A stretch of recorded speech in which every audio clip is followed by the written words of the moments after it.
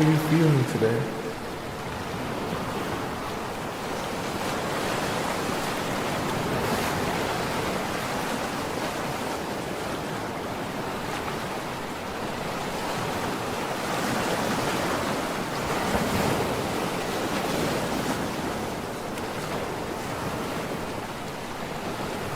Do you feel fulfilled in life?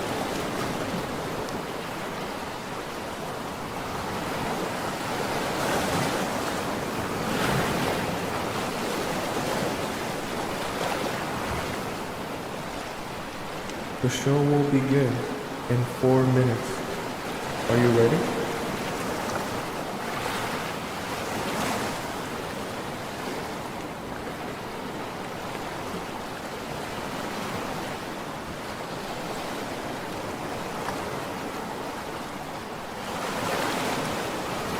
When was the last time you felt betrayed?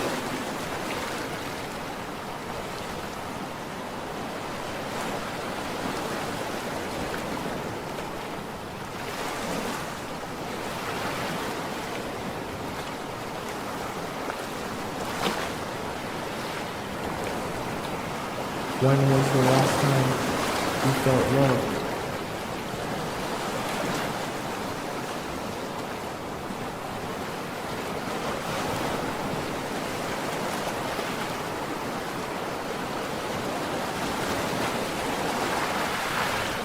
The show will begin in 3 minutes. Are you ready?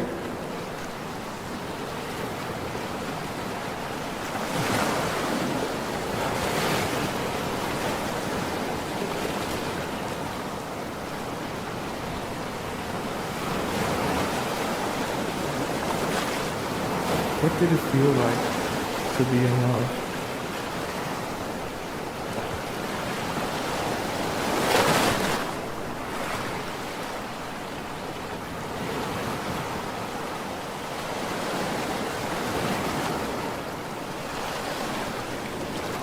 What is the most painful part of being in love?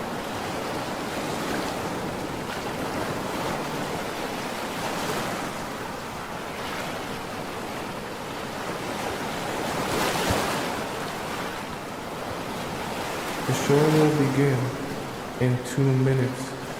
Are you ready?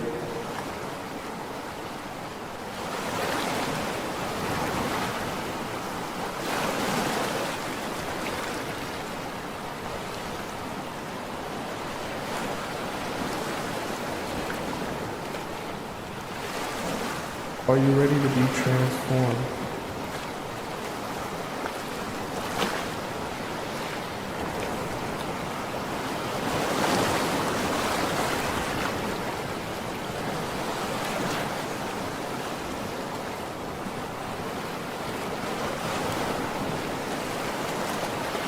Are you ready to make a change?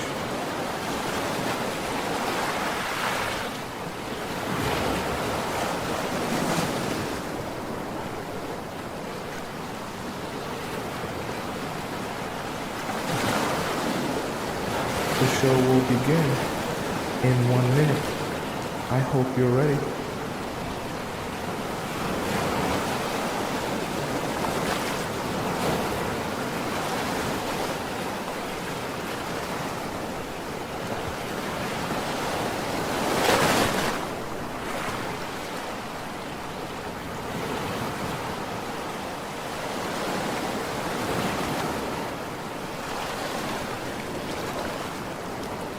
The show will begin in exactly 30 seconds. Get ready.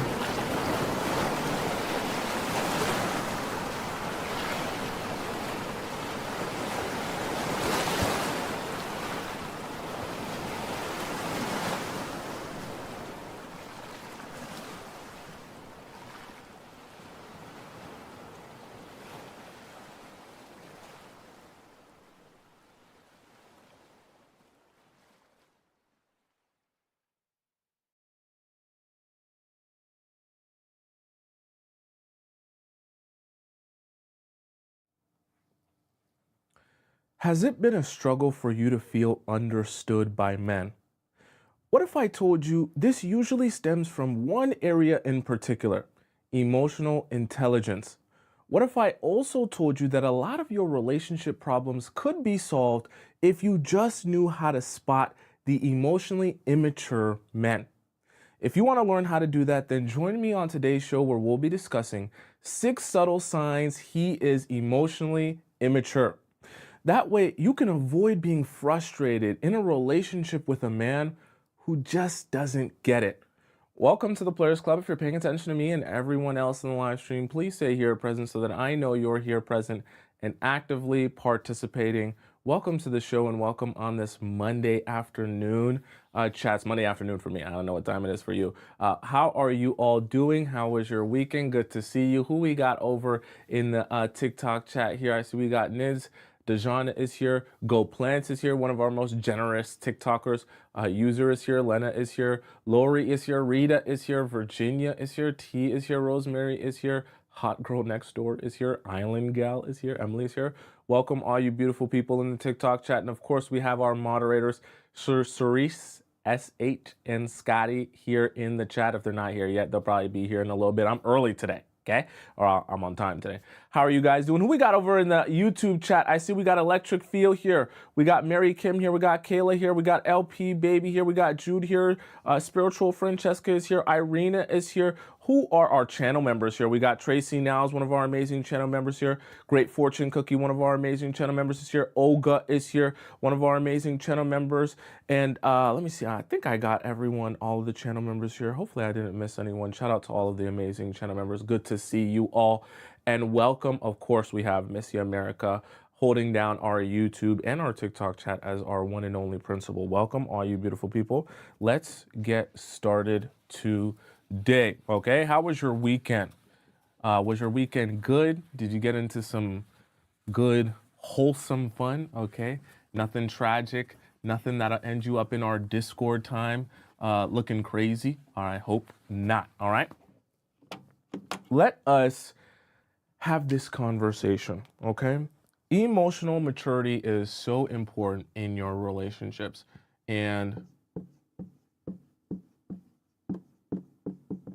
I love me a new black marker. So good. So what I want you all to understand about emotional maturity is it's such an important part of relationships. And, you know, we always want to set you up for success in your relationships. What do I mean by that? I want you to build relationships with men that can be long lasting. I don't want you to constantly have to be a serial dater, spending all your time on Hinge without ever, you know, actually meeting someone that you end up liking and end up wanting to spend your time with and takes you out the game, so to speak, okay? I want you to be successful in that. And if we're gonna be successful in your, or help you be successful in your dating life, then what we have to do is make it easy for you to spot qualities that will make a relationship with a man sustainable or unsustainable, okay? So in this sense, what we want to kind of discuss here is the idea of perspective.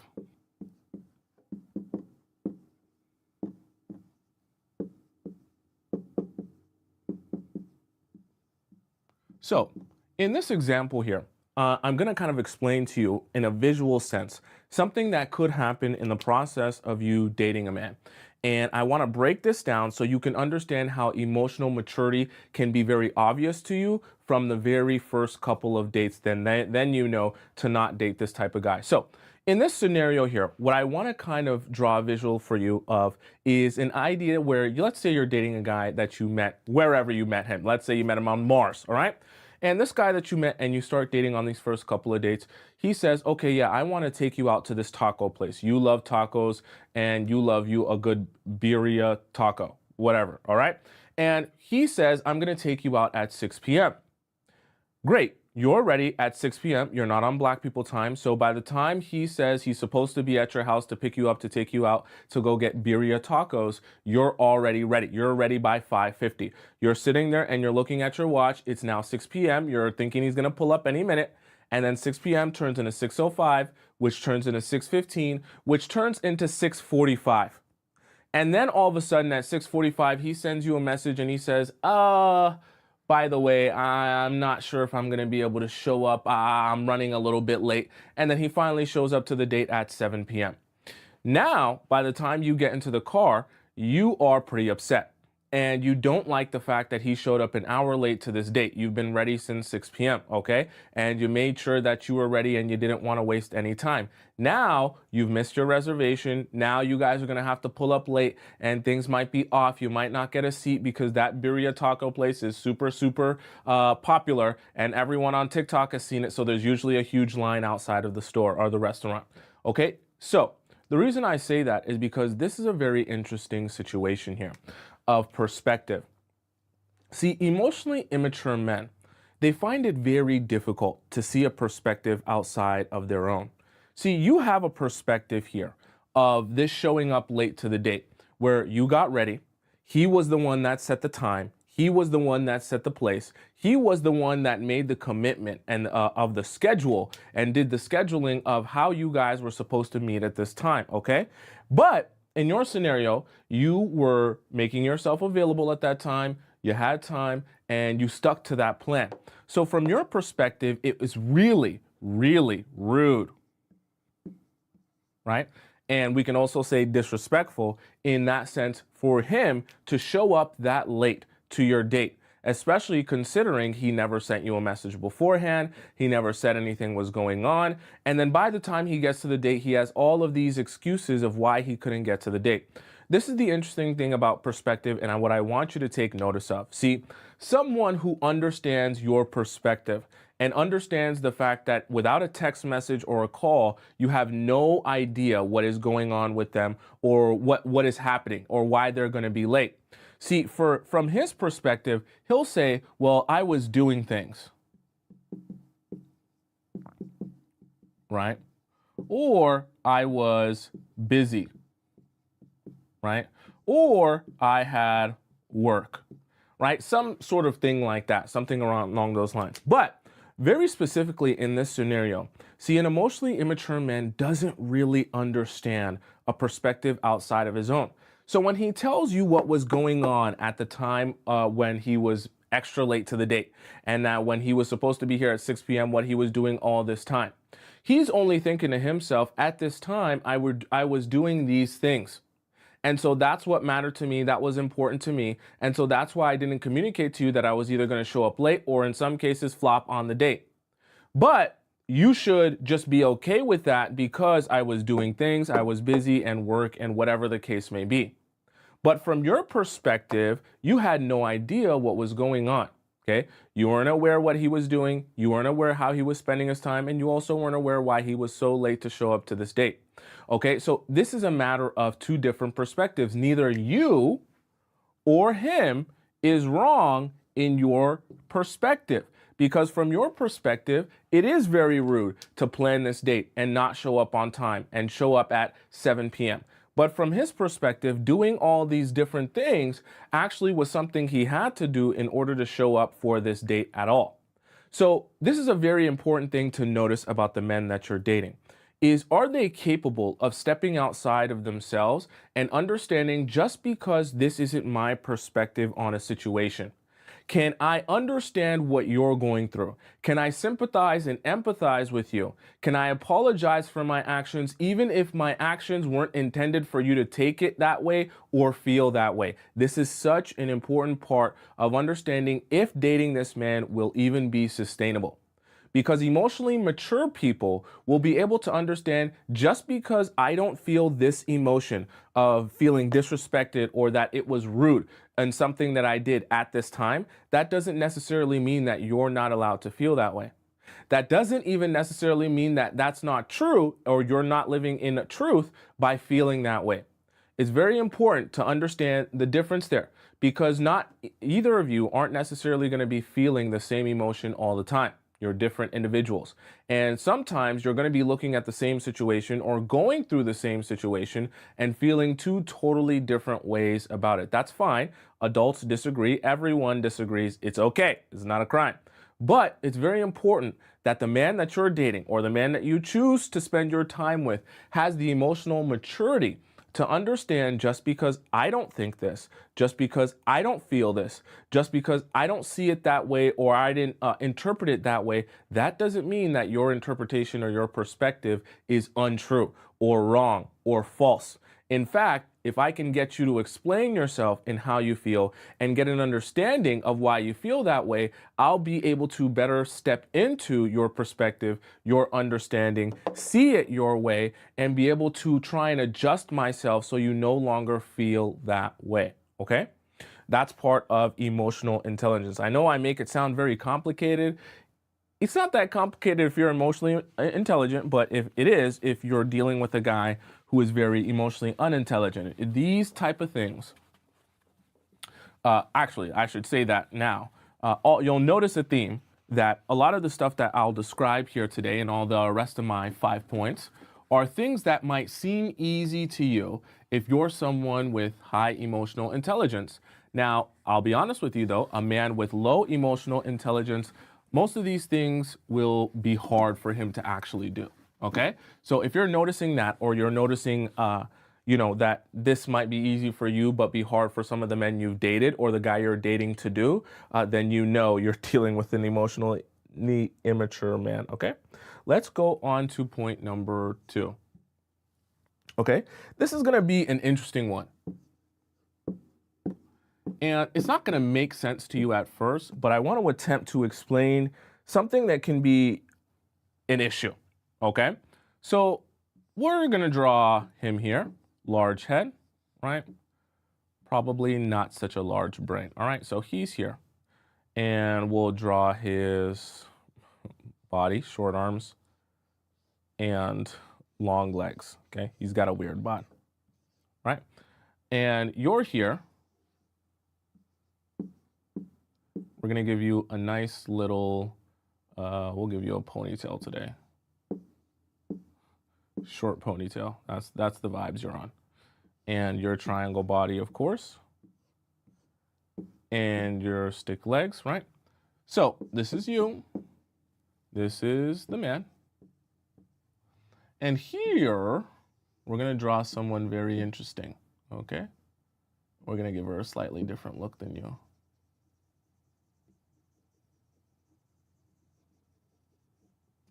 All right. Now, this is a very interesting person here, okay? We're just gonna write down friend for now, okay? So, this is very interesting, and I want you all to take notice of this because this can happen a lot when it comes to guys who are not very emotionally mature. So, I'm gonna describe a situation for you that may or may not have even happened to you. You guys can let me know if this has ever happened to you. But this is a very important situation to understand and take away from to understand the concept of nuance so you can understand what I'm trying to say here. Okay, let me break this down. So let's imagine you and your man go out to a party, okay? It's just a party where, some friends that you guys know around town are gonna be there, people that both of you know, mutual friends and things like that, okay? People you're familiar with. You go to this party, and when you get to this party, he sees a friend that he knows, okay? So we'll draw a line here. He knows this woman.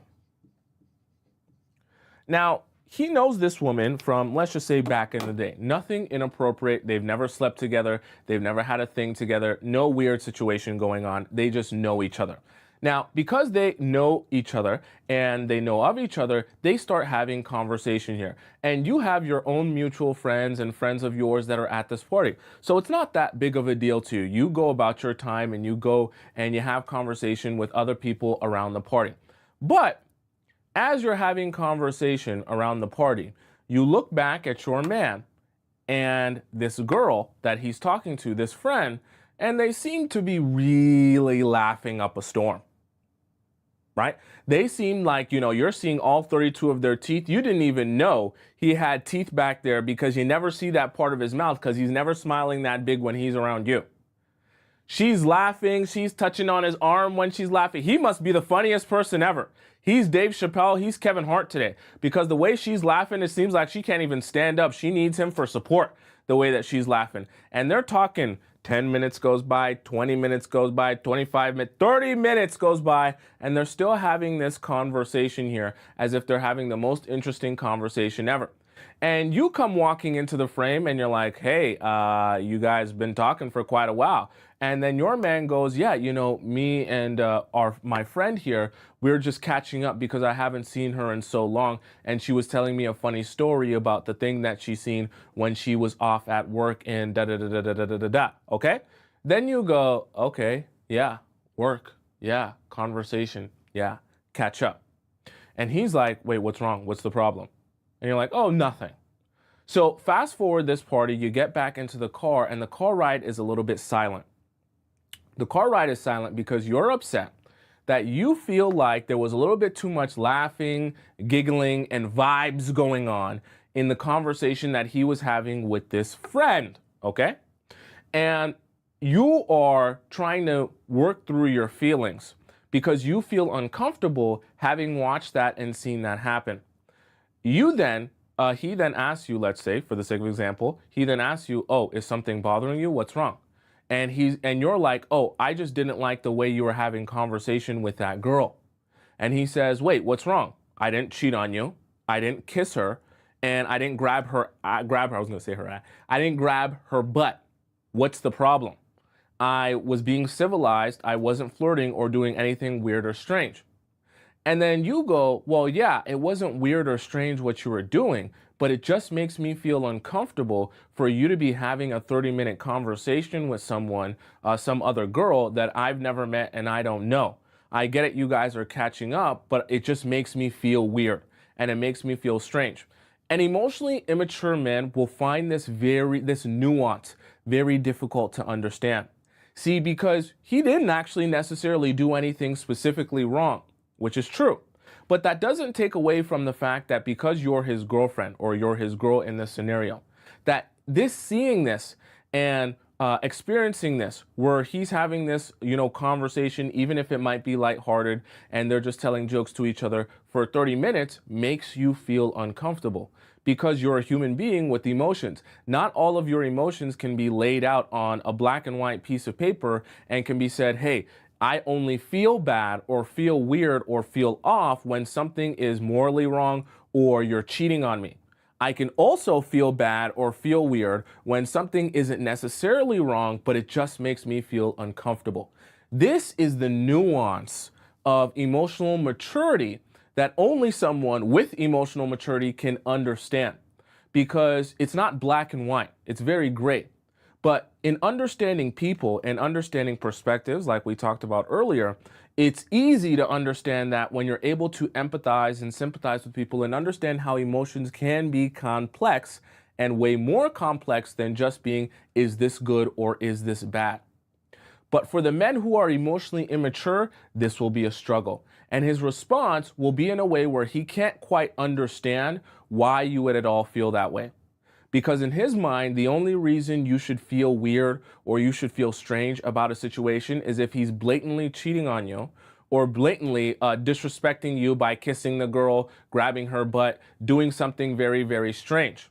See, emotionally mature people can understand that nuance in that gray area. Emotionally immature people can't understand that nuance in that gray area. So you're going to have a very difficult time communicating your feelings and your thoughts to people who are not, or men in this case, who are not emotionally mature enough to understand the nuance of situations and how things can make you feel uncomfortable without necessarily being wrong or incorrect.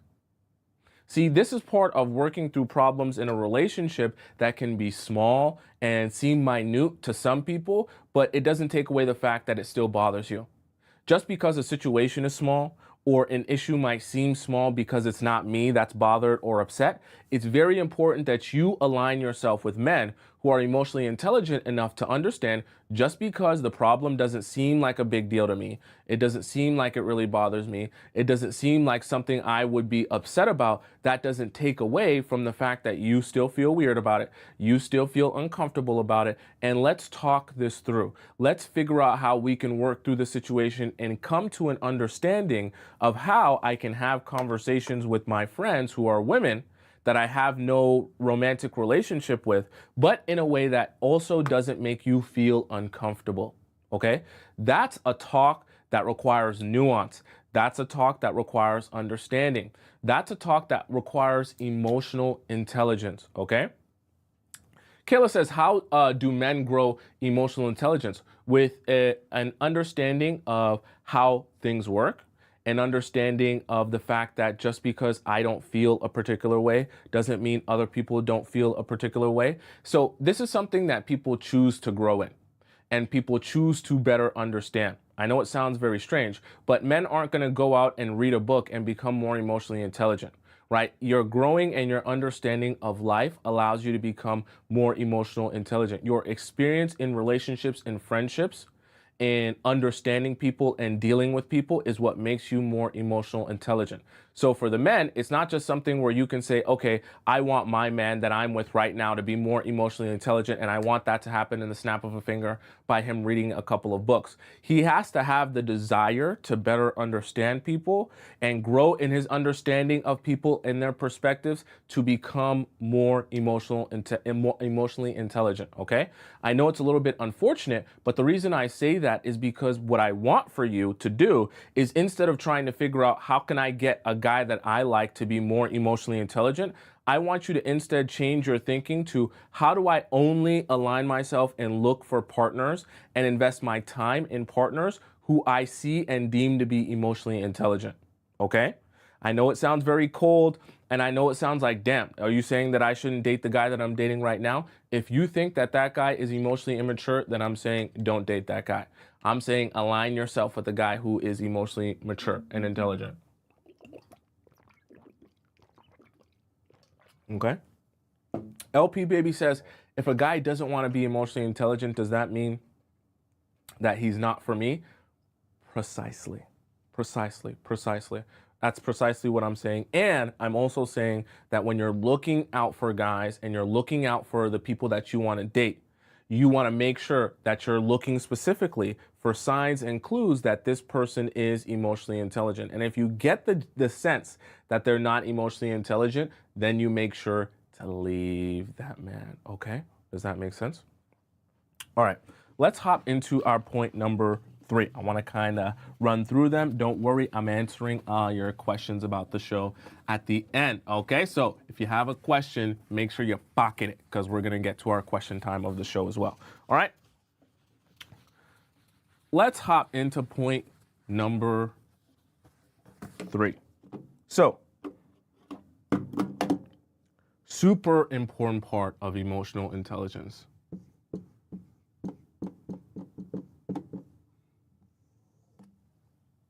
One of the most important parts of emotional intelligence will always be, conflict. Why is conflict one of the most important parts of emotional intelligence? Because without emotional intelligence,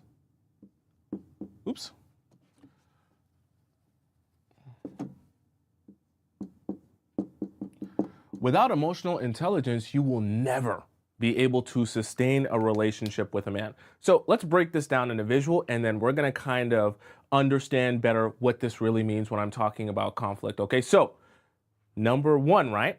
When it comes to conflict, you're always going to have that in any relationship that you have with a man. Okay, that's not going to disappear. You're never going to have a relationship in which there is no conflict. Conflict's always going to be present. But understanding how both of you strategize towards working through conflict is a very important part of your relationships. Now, remember, I talked to you earlier about perspective and how perspective is going to allow him to empathize and sympathize with you, even if he doesn't necessarily feel that way at that time.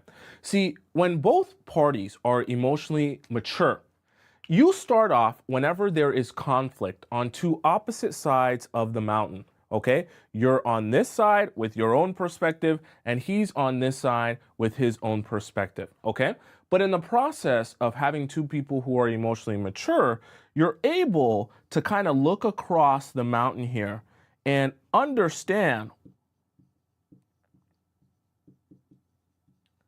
what the other person is going through or feeling. You might not necessarily be feeling that, and you might not necessarily be going through that, but you're able to use your ability to be emotionally intelligent and to listen to what they have to say and to listen to their perspective and put yourself in their shoes and better understand what is happening with them and what they're going through. Now, with that understanding, you're able to do this thing, which is very magical.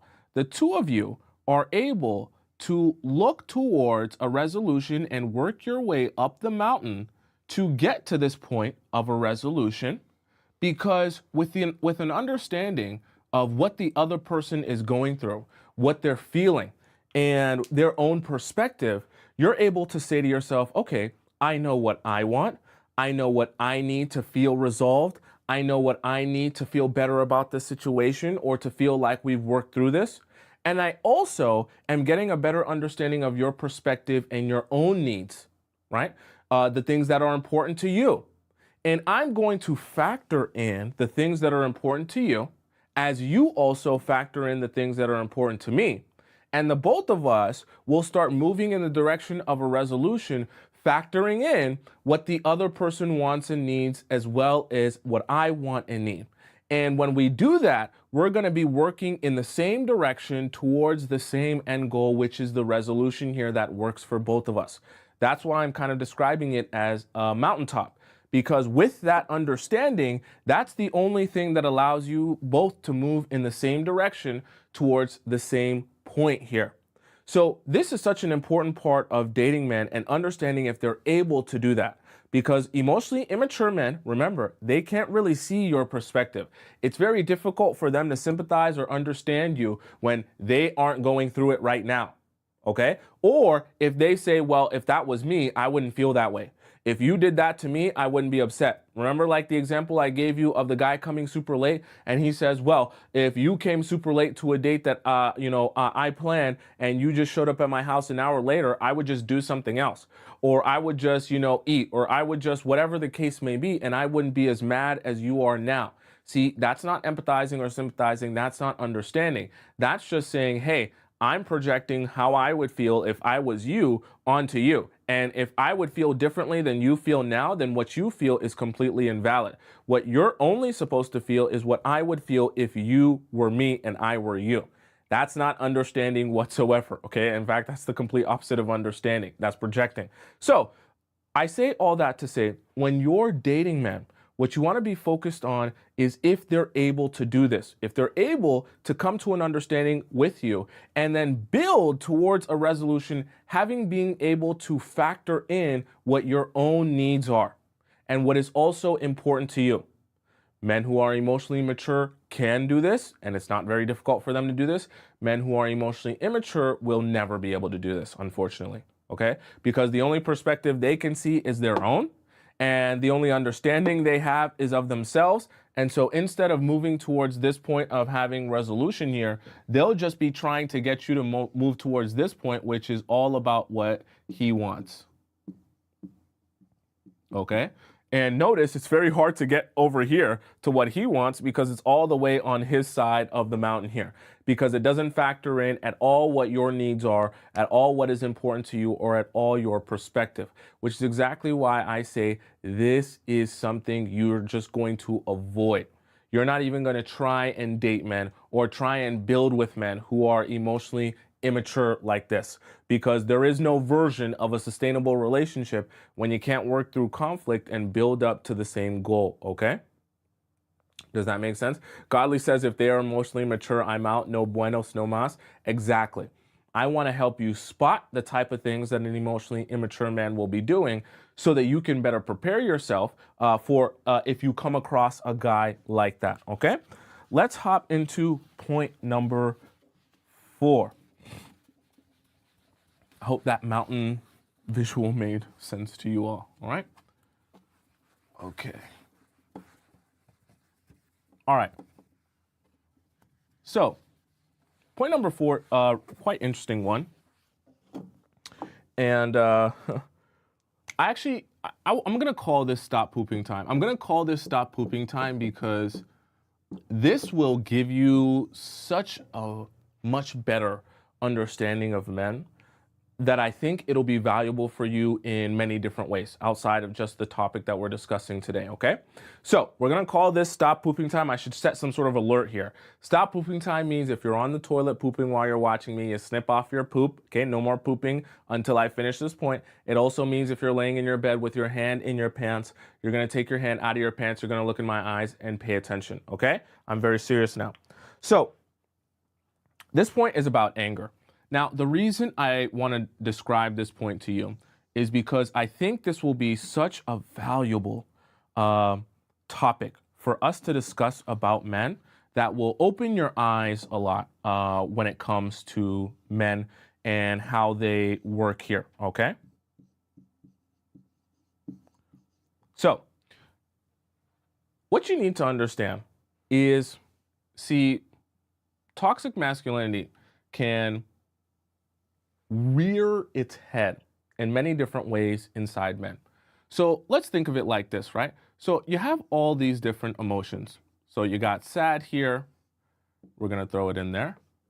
Let's say we have things like being, let's say we have anxious here. We'll throw it in the pot. And we'll say, what's another nice emotion that I can put here that people would consider negative?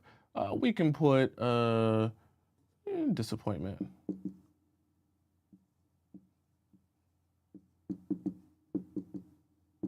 That makes me mad. Such a long word. I want to fit it properly.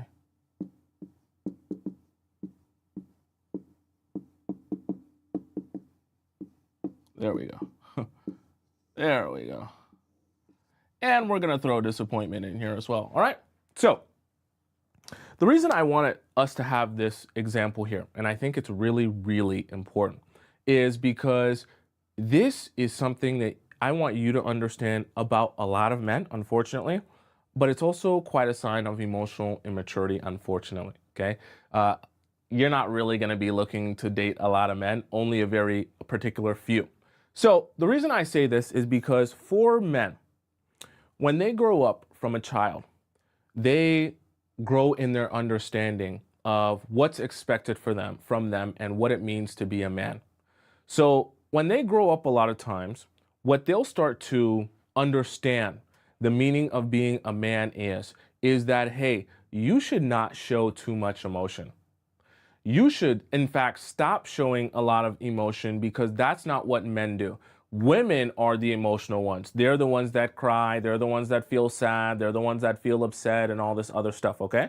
You're a man, so you stand up straight and you just do what you have to do. That's what being a man is about. But then something strange happens. See, as they grow up, they start to actually internalize that and think to themselves, no, I really have to be a man and not feel emotions. So what ends up happening is this interesting funnel, which I'm attempting to draw for you in a visual, where input any one of these emotions. So for example, let's say he's sad because, his dog died, okay? Or he's sad because something that happened at work really saddened him. One of his friends got fired at work and it's making him really sad.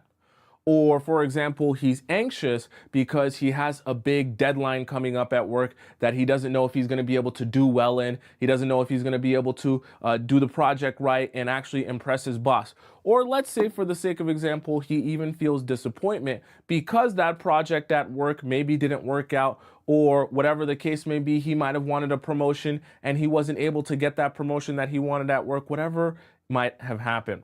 All of these different emotions funnel into this larger funnel, right? Of the different feelings that you can feel. But what the emotionally immature men will do is they'll take all of these emotions and they'll funnel them in, and out will come anger. Okay? Now, the reason for that is very interesting Because, see, men become very comfortable in their understanding of me being a man means that I don't feel any real emotions except this one emotion that's okay to express if you're a man: anger. Because when you're angry, you punch walls. When you're angry, you scream. When you're angry, you beat your chest and you flex your muscles, and that's manly. That's a manly emotion to show because you're showing how big and strong you are, how powerful you are, while you show them how angry you are. You're a man now. But there's a problem. Because when all of these different emotions that are supposed to be for all of these different situations that someone will go through in their life get funneled into this emotional funnel, and the only thing that ends up getting expressed is anger, then everything ends up making him feel anger. And the only thing he's able to express is anger. The problem is for you, as someone who's dealing with this guy and someone who's trying to be a supportive partner to this guy, the only way for you to really understand what he's going through and what he's feeling is by reading and understanding his emotions towards the situation. So what I mean by that is, for example, if a guy comes home from work and he tells you how it was really disappointing for him to spend all of this time and energy working on a project and thinking that he was going to get a promotion only to not get this promotion, what you can start doing is, I understand better how you feel.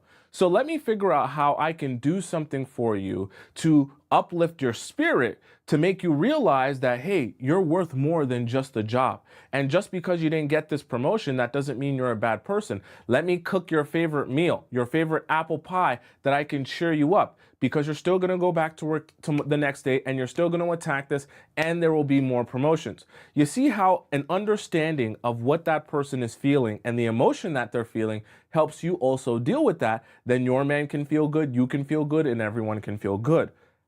But if he comes home from that disappointing project and not getting that promotion, and the only emotion he knows how to express is anger, and he just comes home and starts throwing stuff around the house and punching walls and yelling and screaming at you, now all of a sudden you don't know how to respond to him, because you're not really understanding of his problem. And because you're not understanding of his problem, because you don't even understand the emotion that's being shown here or how it's being expressed, it becomes very difficult for you to connect dots and then serve him in the way that you would need to serve him to build his spirits back up.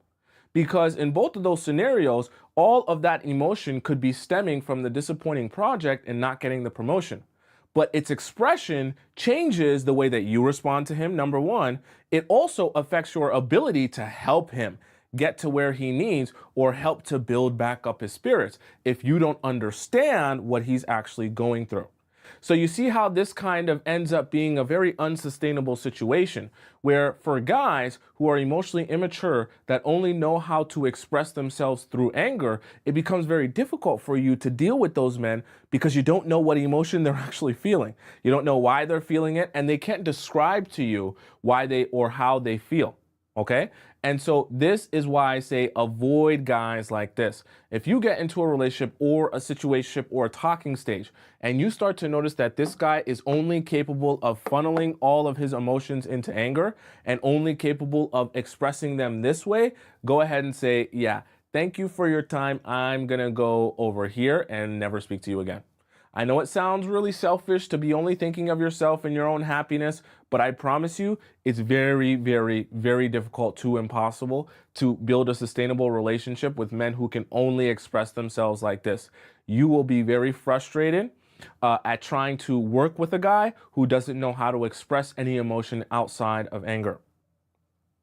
Right? Does that make sense? T says women can't help them and they want to continue keeping it in and making women suffer. Very true. Which is precisely why I don't want this show to be about you thinking, hey, my guy is emotionally immature, or the guy that I like shows a lot of these signs. How can I get him to stop showing these signs? That's not how I want you thinking of this show. I want you thinking, oh, if my guy has all of these signs, I should be thinking about getting a new guy. I know that that's disappointing, But if you're noticing that a lot of the stuff that I'm describing perfectly aligns with the guy you're either talking to or dating, I'm telling you that you're already going to be in a place in the future where the relationship becomes very unsustainable. It's very, very difficult to sustain a relationship with someone who has all of these qualities going on, because that means they're emotionally immature. Okay, let's hop into our point number 5 here. Okay, hope that made sense to all of you beautiful people. So, point number 5, now you guys can poop again, okay? You can put your hand back in your pants if you want. All right, that was our stop pooping time. For point number 5,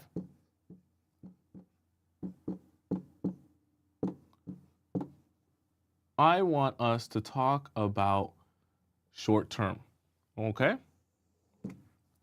Now, what I'm discussing about short term will be very interesting. We're gonna put here, excuse me, and we'll put in up here, let me write this sideways.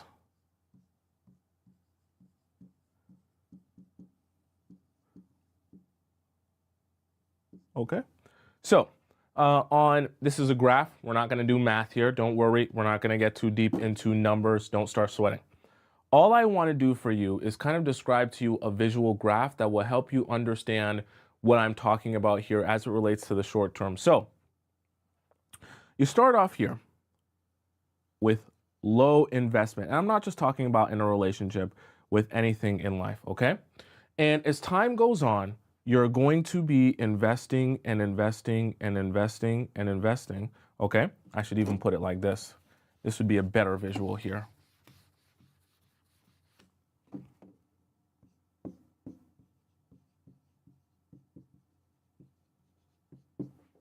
And I'll put reward up here.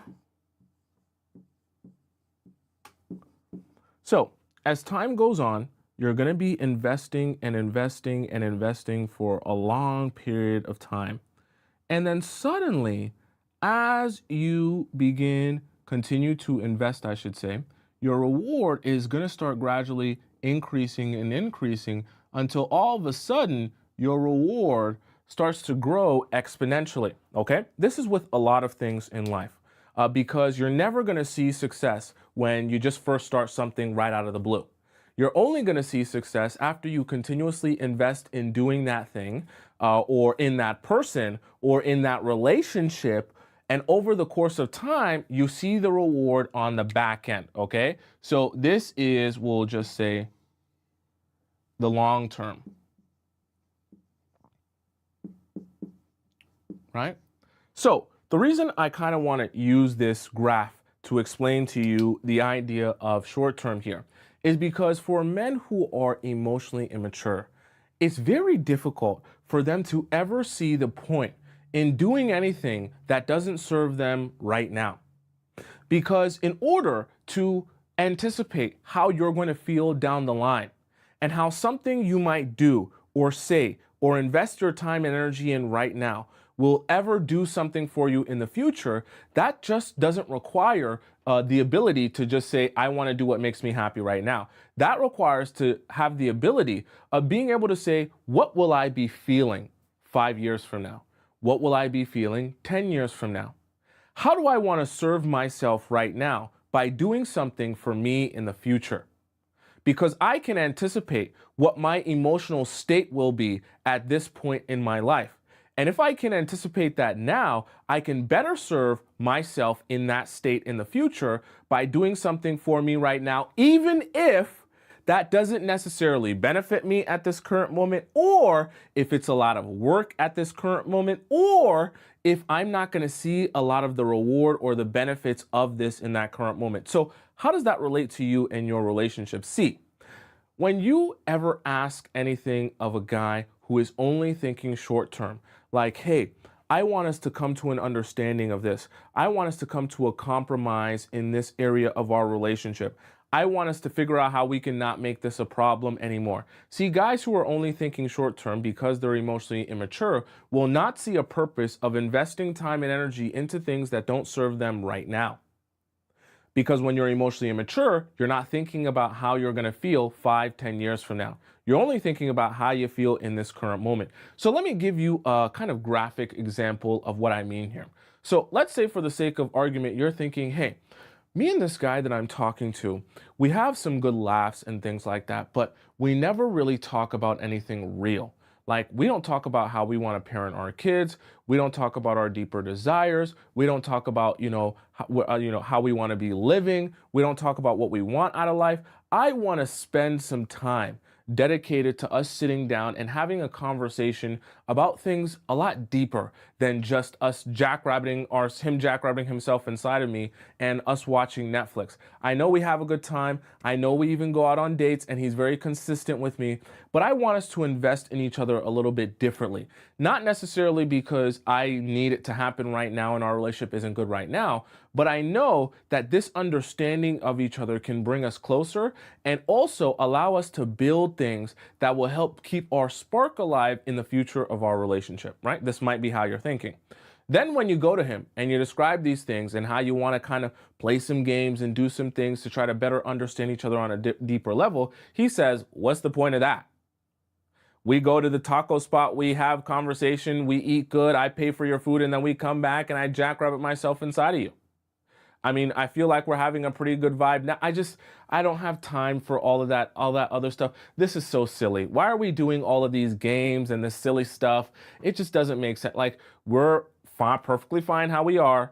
We're perfectly fine doing what we've been doing. You didn't seem to have a problem with it. You watch some silly YouTuber, and now all of a sudden you want to go deeper with me. Don't make a damn bit of sense. I don't really want to do this. So I say that to say emotionally immature men can't really see the point of investing into something and even into your relationship when it doesn't seem to serve him right now.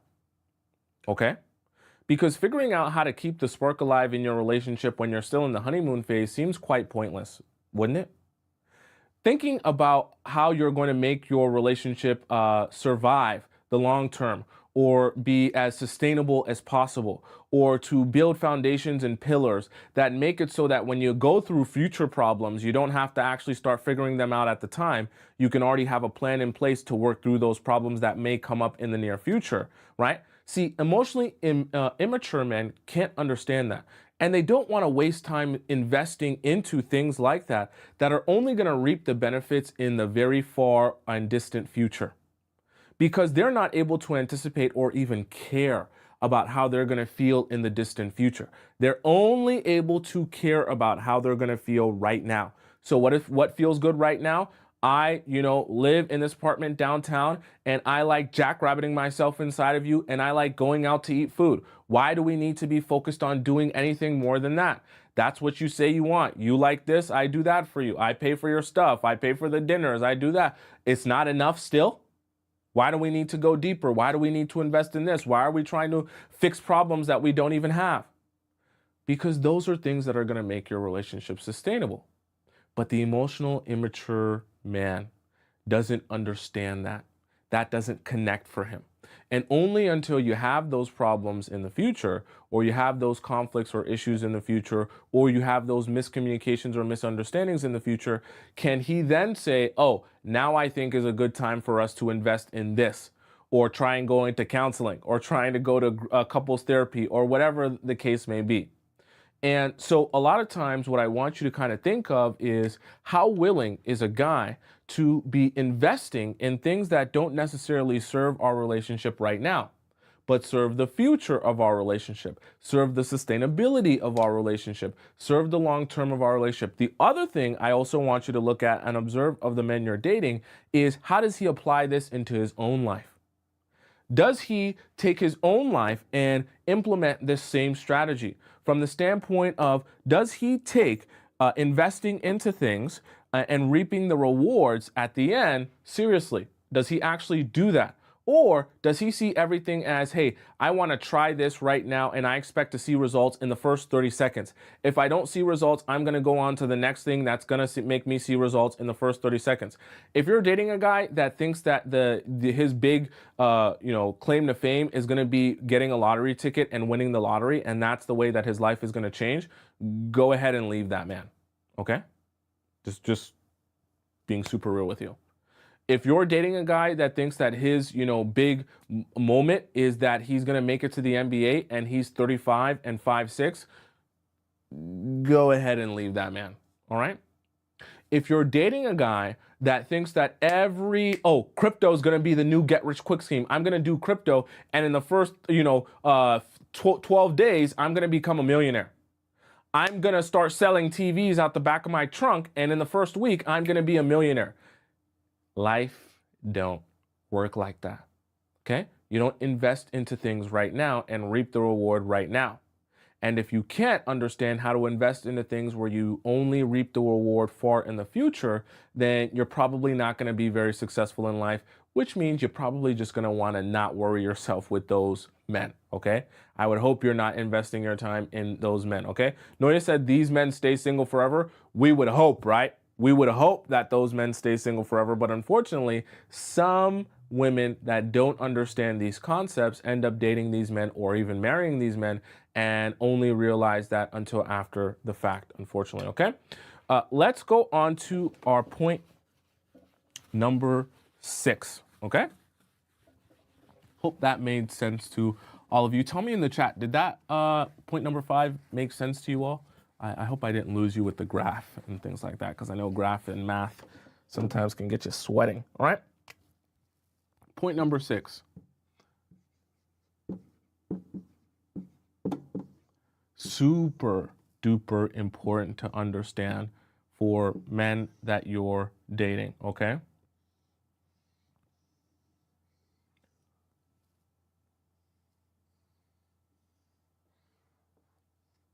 I don't know why I drew that like that. Whatever. Anyways, so let's talk about balance. All right.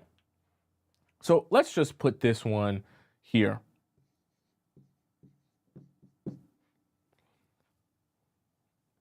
Let me draw this better. Okay, so we'll go like that.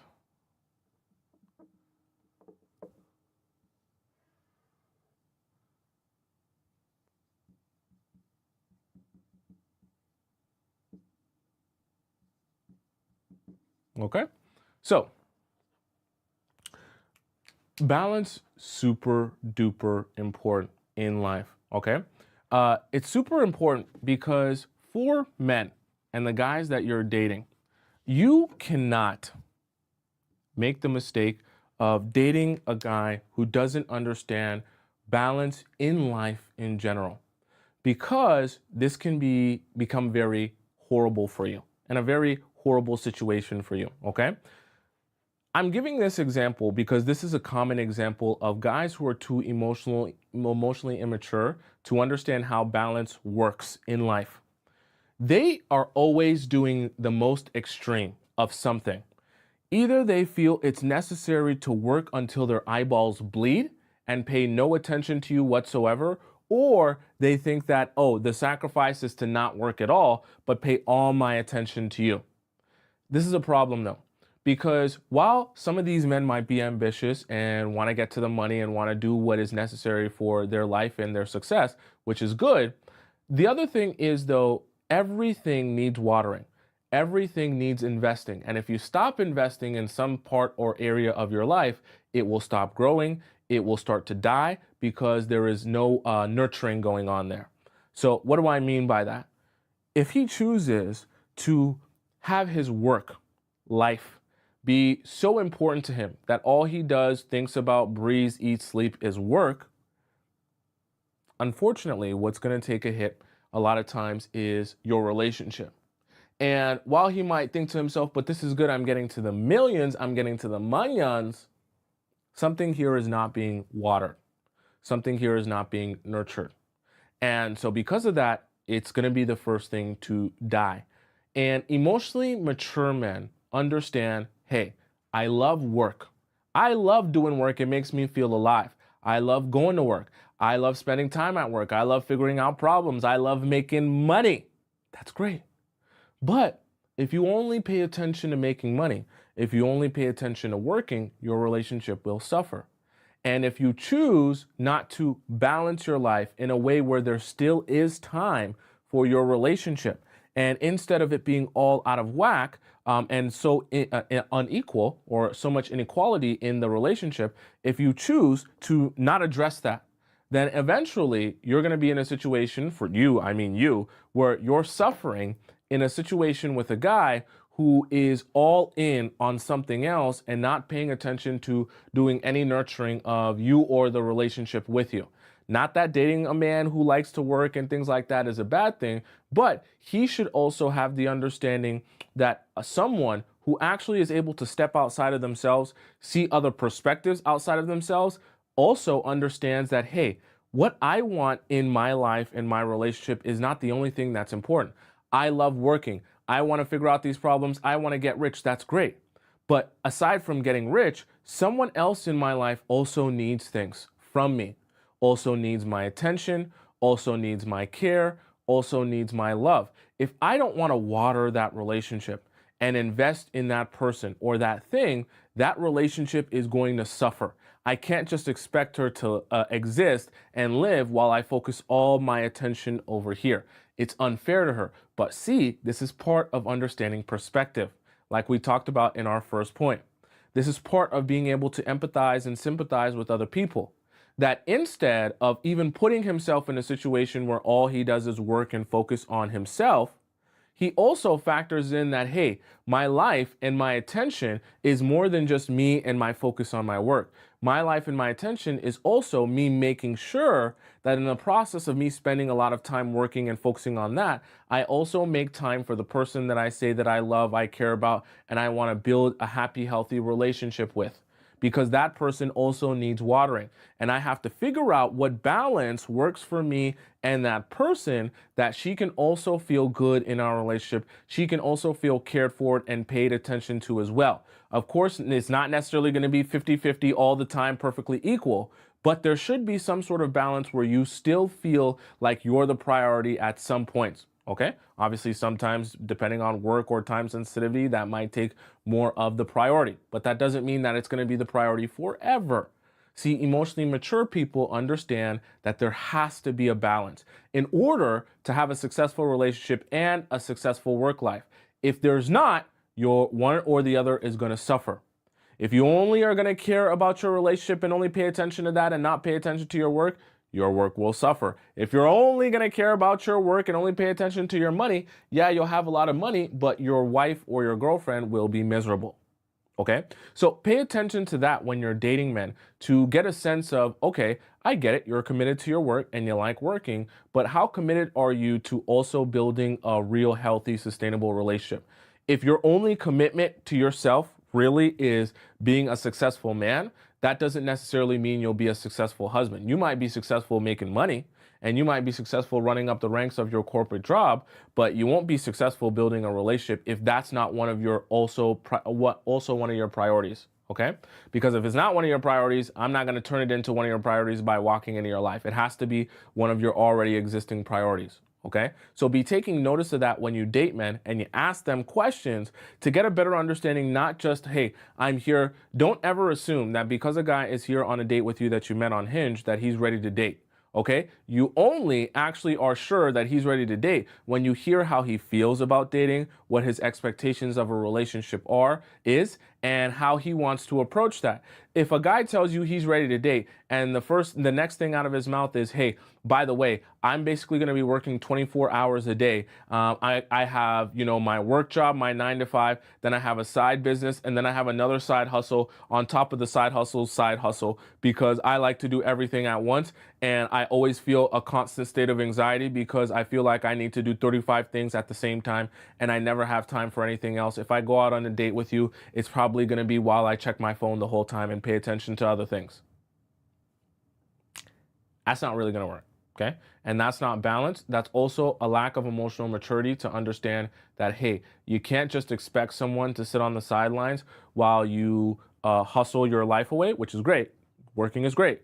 But if you're not going to be able to understand the nuance of balance and how other people also need your attention and also need your care and your nurturing so that those relationships can also grow and not just your work life growing, then you're going to have a very unsuccessful relationship with that man if he doesn't understand that and he's too emotionally immature to understand that. Okay?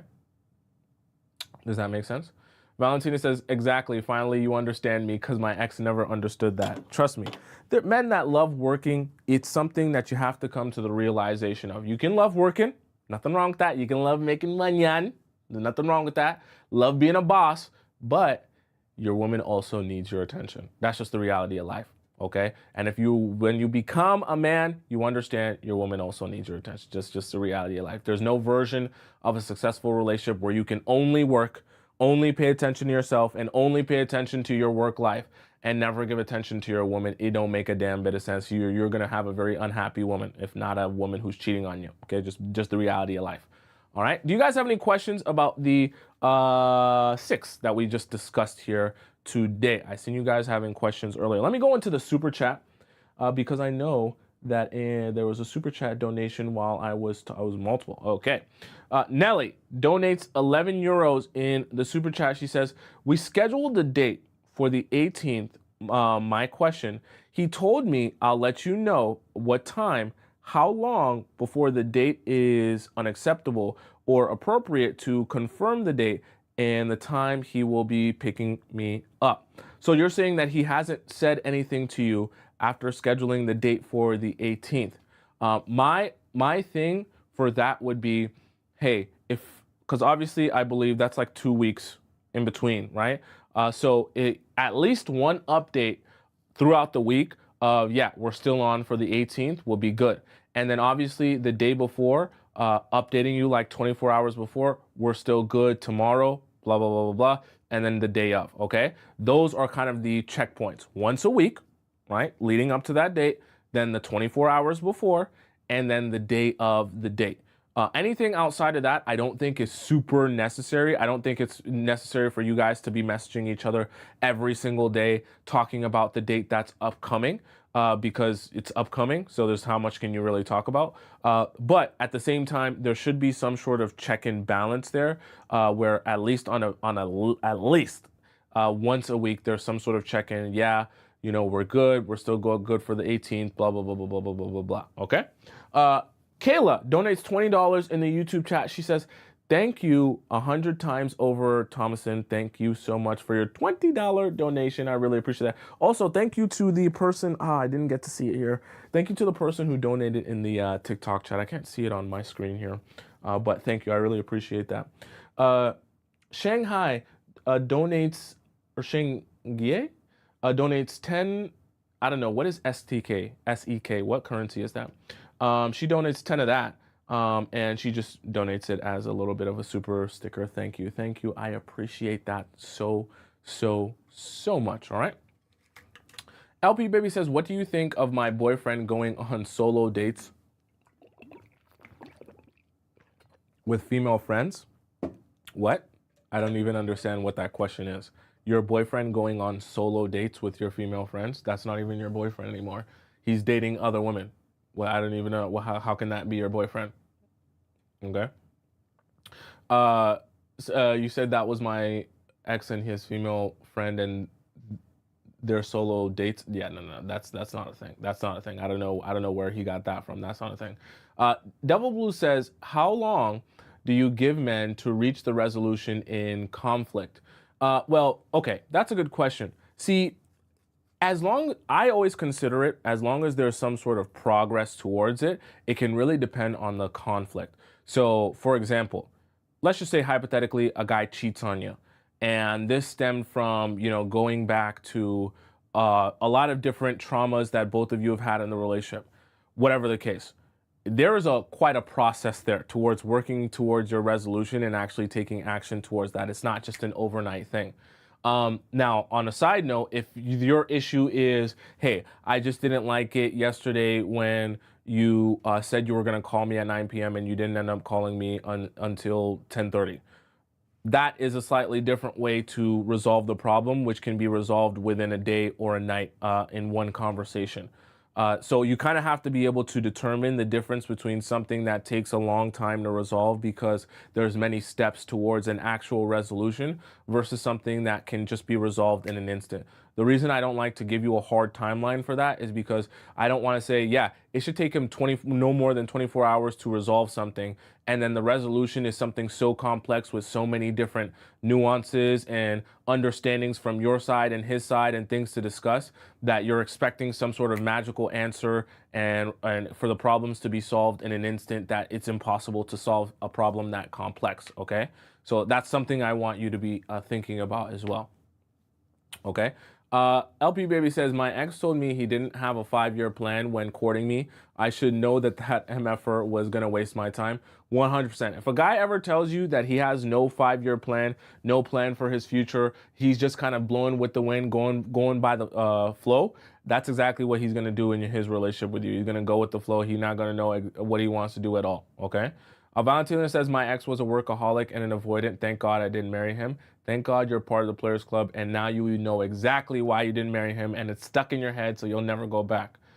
Sheen said he took me on a date, and we both had an amazing time, and then we went back home to California. Oops, let me see this here.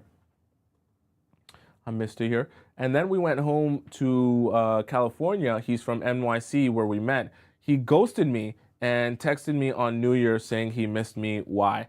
That's probably has to do with the fact that he's not very serious when it comes to dating as you thought he was, and he's showing you that through his actions. Okay, so that really in itself is him telling you that I'm not really serious about dating, and what I was telling you when we were together was really just all a sham and a lie. Okay. Nicole Cottom donates $5. She says, oh, learned a lot today. Thank you so much, as always. Thank you, Nicole Cottom. Okay, also, let me specify to those of you who are like, Thompson, I have questions for you. I want you to answer my situation. It's not directly related to what you talked about here, but I do have a very specific question for you. I have a 24/7 available hotline for you to answer your question.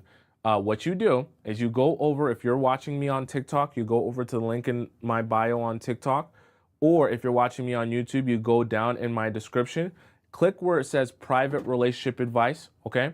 And when you click that private relationship advice link, you'll be able to go and type out your question as long as you want to type it out, as many paragraphs as you want. You'll be able to send it in to me, and then I will respond with a voice message, usually 8 to 10 minutes long, and advise you or give you some perspective if you're trying to better understand a guy or why he did this or what his thought process was, okay? So anything relationship based you can send to me, and I will answer that to you and advise you in a private sense, just me and you. No one else is going to see your question, okay? Very easy process to submit it and send it in to me, and I'll answer you as best I can. Doesn't take me more than 7 days, but usually I'm averaging around 4 to 5 days right now. During the holidays, you guys do send in a lot of questions. I've noticed that. So definitely there is some loneliness around the holidays because I notice an influx of more and more questions, both private and in our Discord. Also, for those of you who know what our Discord time is and our Discord section is, make sure you go and send in your question to our Discord section. If you go into the link in my bio on TikTok, or you go down in my description, go into our Discord, go into the relationship advice forum, you can drop in your question there, and I do all of our questions at the end of the show about relationships, okay? All right. Let me see if we have any more questions here as it relates to the show here. Nelly says, it's our date, he broke up 3 months ago.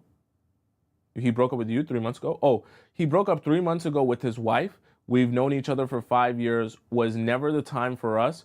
I'm scared he wants to use me as a rebound. How can I tell he is over her? Okay, Nelly, I will say, okay, for you, Nelly, my honest advice is put your question in our Discord, because I feel like your question has a lot of nuance, Nelly. Not that I don't want to thank you for your donation, and not that I don't want to answer your super chat, but I feel like you have a whole lot of stuff going on in your situation, in your relationship. So my advice to you is to go into our Discord, and you can either do a premium Discord question if you want to do that, and donate to the show. Or if you want to just do a regular one, you can set it in there. But the premium one, if you can send in your full thing by the time I get to it at the end of the show, I'll be able to answer your question with more details. Because I don't just want to say something without having a full understanding of context.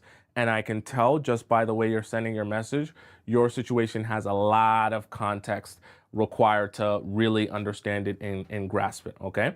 All right, chat. Let's hop into our next segment of the show, which is not yet Discord. It is our reacts segment of the show, which is where I react to TikTok videos that you all have sent to me about relationships, love, and life. And we have discussion about it on the show. Very interesting discussion, okay?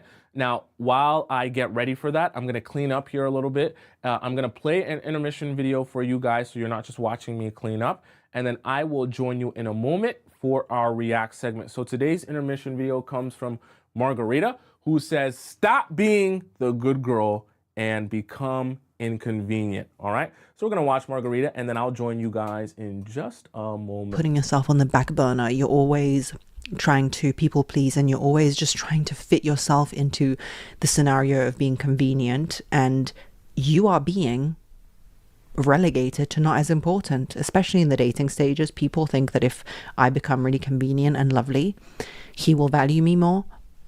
No, he won't. He won't value you at all. For some reason, the difficult girl, not for some reason, it's a very obvious reason. Men polish their Ferrari that, you know, breaks down every 5 seconds, and they don't care about the things that are actually useful in their life, okay? Being inconvenient like that Ferrari is the thing that gets you valued by men. Yes, it does. I'm sorry, it does. So if you're feeling anger, frustration, burnout, and stress about trying to people please, about being the pick-me girl, trying to fit into the right, you know, box, girl, you need to step out of it and you need to understand. So let's go through the signs that you might be a pick-me pleasing type of girly. You can't say no. I struggle with this. I can't say no because I feel like after I say no, or especially in the past when I was super anxiously attached, now I'm more secure. But this I still struggle with because I was raised in a society, which, let's go into it now. We're raised in a society to be convenient for our parents as girls. What's a good baby? A good baby doesn't cry. A good baby doesn't give you problems. A good baby's always like there cooing and being happy. So, but that's not a reality. That's not a good baby. That's just a baby who has a even temperament. A bad baby is one who cries, always complaining, never happy. That's a bad baby. How can you be a bad baby? That's ridiculous.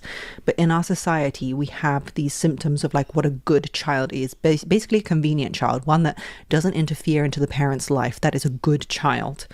Are you the golden child? Are you the one that had a difficult parent and always placated your parent? You know the right thing to say in your family dynamics, the trauma dynamics in your family. You always know the right thing to say, the right thing to do, the right person to please. Everything is always correct and right and wonderful because you make it so. You are so emotionally clever and sensitive to everything that you know how to placate everybody around you. You know how to make everybody happy. Oh, here comes my mum. She's a bit moody. I know what to do. I'm going to, you know, sing the funny thing or do the joke or do the dance.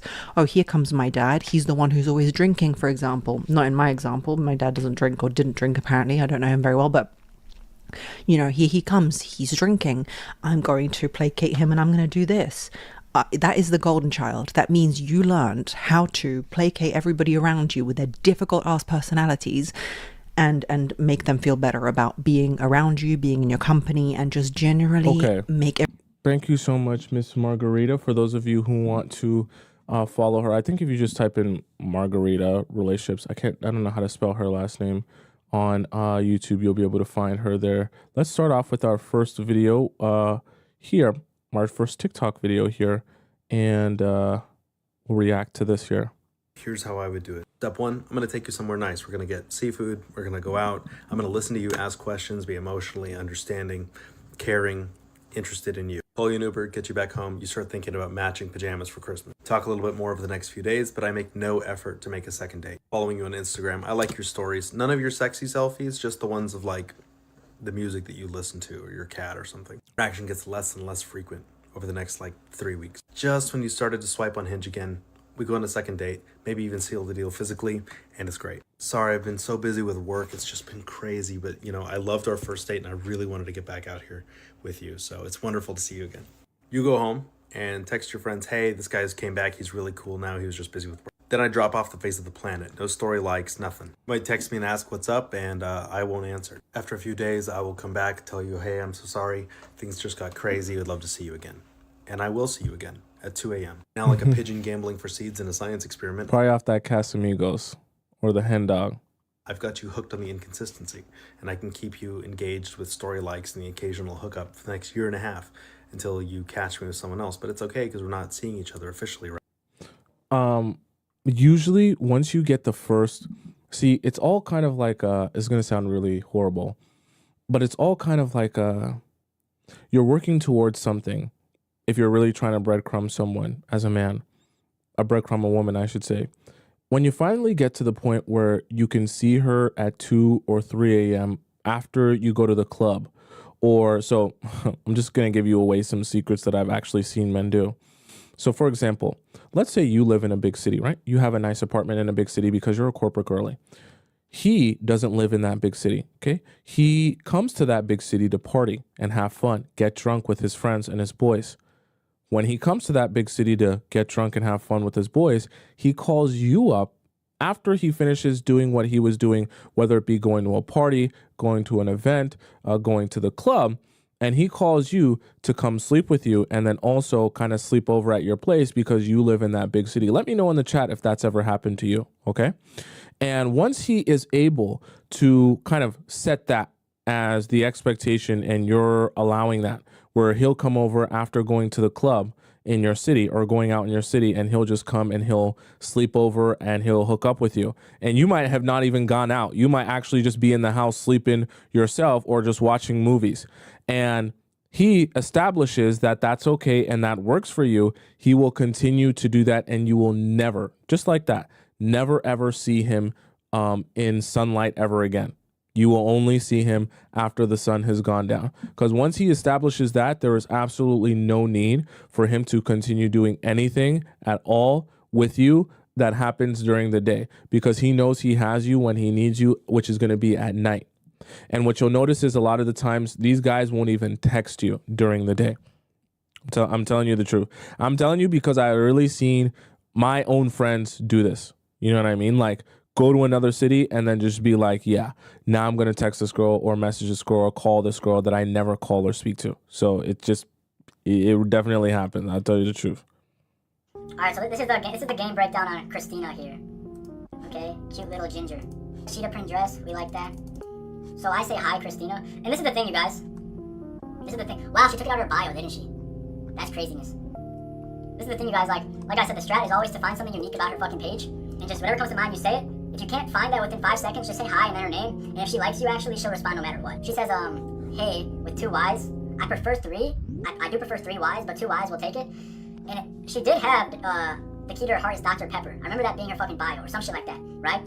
So I just said, Dr. Pepper is fucking disgusting, because it is. I mean, if you're a girl and drink Dr. Pepper, I can only imagine what that pH is like, and that's a whole different story, but I said, to be honest, Dr. Pepper is fucking disgusting. That's what came to my mind, that's what I said. And there's strategy behind this as well, you guys, don't get me wrong. And then she goes, well then, with the straight face emoji, as we can see right here. So this is like a shit test, right?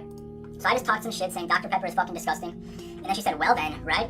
And what someone with no game or IQ would do is be like, ha ha ha, I'm just joking, Dr. Pepper isn't that bad, ha ha, blah blah. So I say you're still cute, to give her an ounce of validation, but I'm back on the bullshit. You just have a bad taste when it comes to beverages. I'm doubling down on it. I'm not gonna fucking change my take on Dr. Pepper being fucking disgusting and probably messing up her pH, right?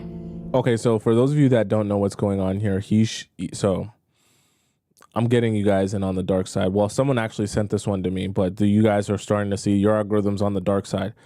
This guy here, and I have some videos saved that maybe I'll choose to show to you if you guys like to see stuff like this on the other side.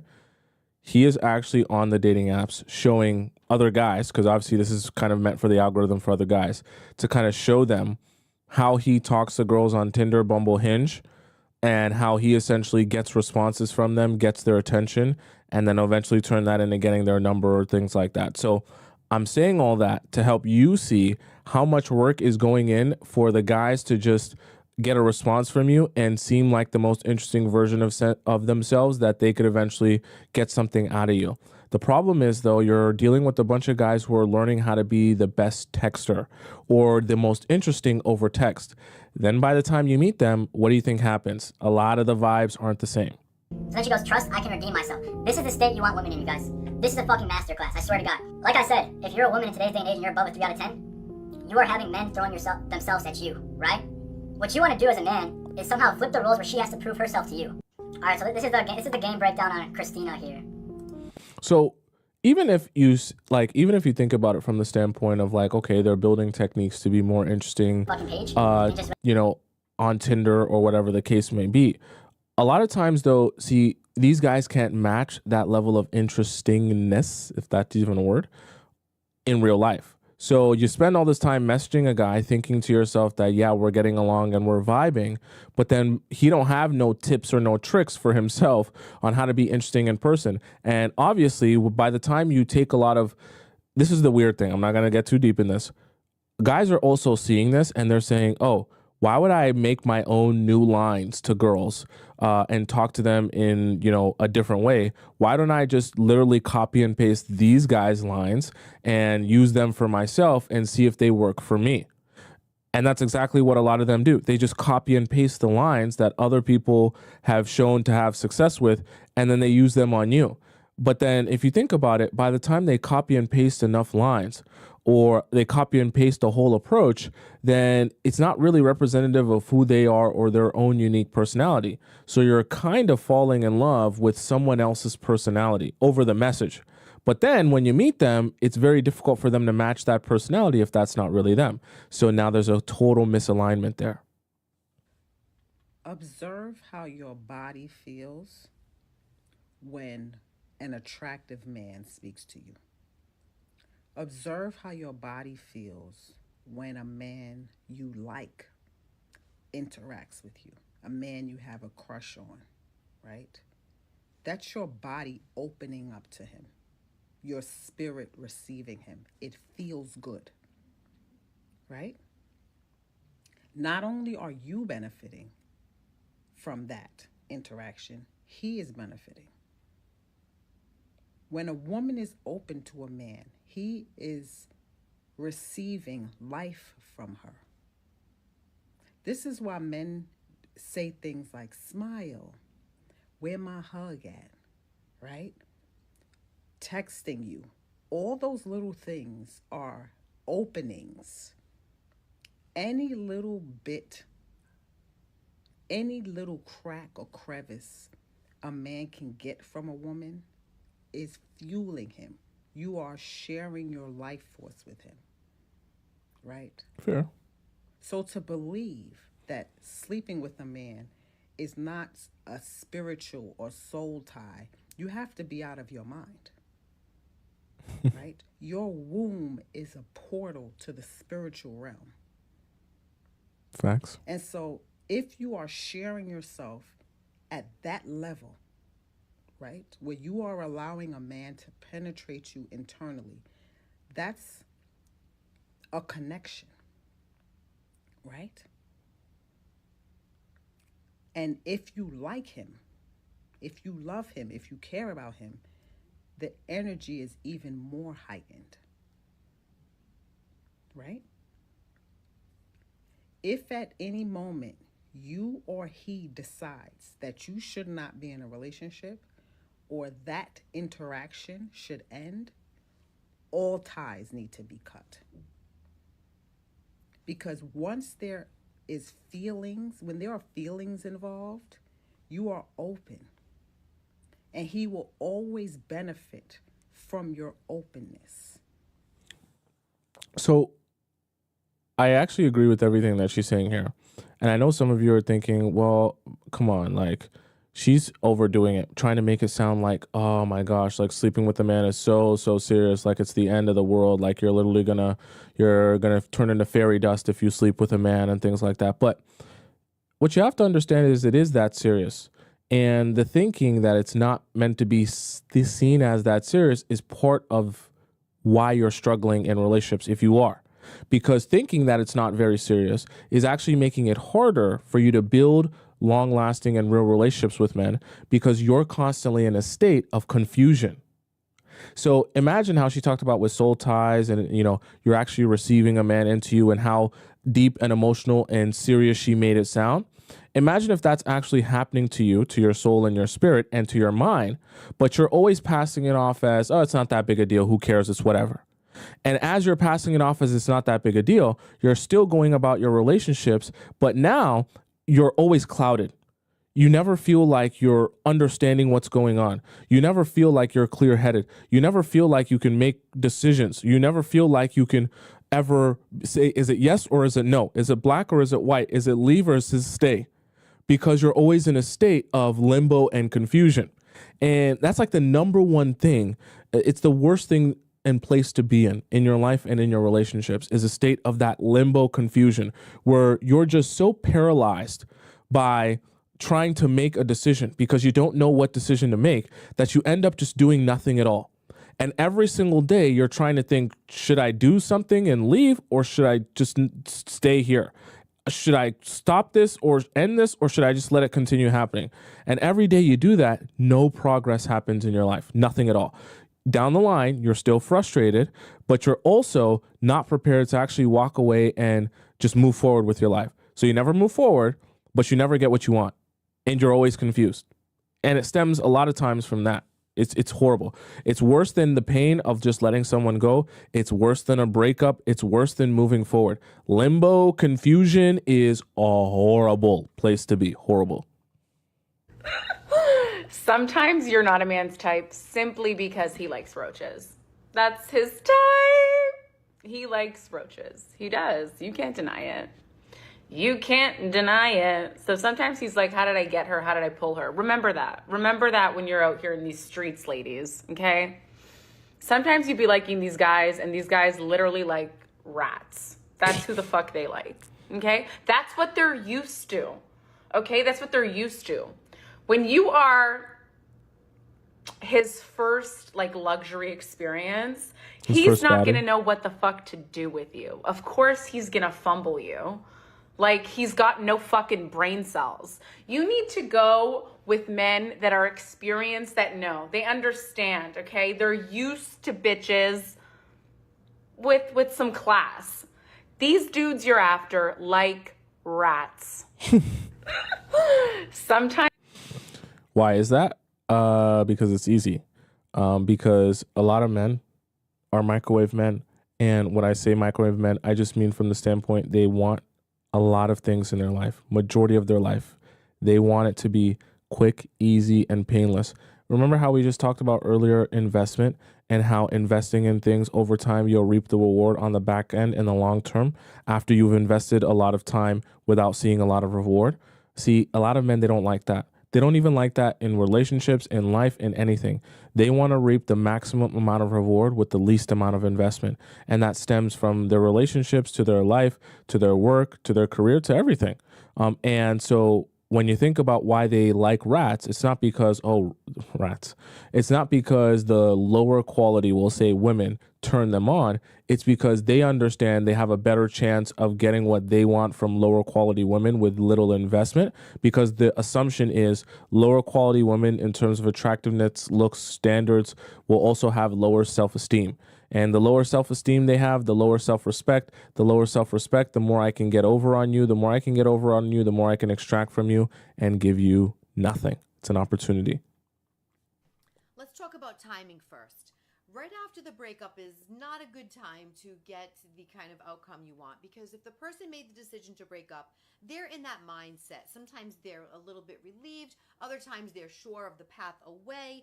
So usually right after breakup, Sorry, this video is really low. I don't know how to fix that. We're going to go on to the next video. You are missing the real world interaction with your man. You can't bag him because you're not interacting with him in person. The double back Bonnie, you're not doing the double back Bonnie as we talked and discussed. The double back Bonnie is the double back because you double back. You already made eye contact with him in passing, and then you go 3, 2, 1, and then you live the look back. See, now the look back, as I always say, is the invitation. And if he don't take advantage of the invitation, then fuck him. You gave him every reason to come up and put on his lion suit and go hunt this zebra. Wait. Benny boy. Wait a second. Benny, I thought you'd be saying things like, oh, You got to show him how interested you are. You got to text him this time. If you're not going to show him interest, then someone else will show him interest. If you're not going to take initiative, then someone else will take initiative, and then he'll forget about you, and then he'll go about it. What is all this you're talking about? Let him hunt you, and let him choose you, and let him come to you. That sounds a little bit different. But you want to enter the Serengeti. You need to give the invitation. If you don't take it, fuck him. That's not your problem. Your problem is that you're not even doing the double back Bonnie. You forgot what the double back Bonnie was.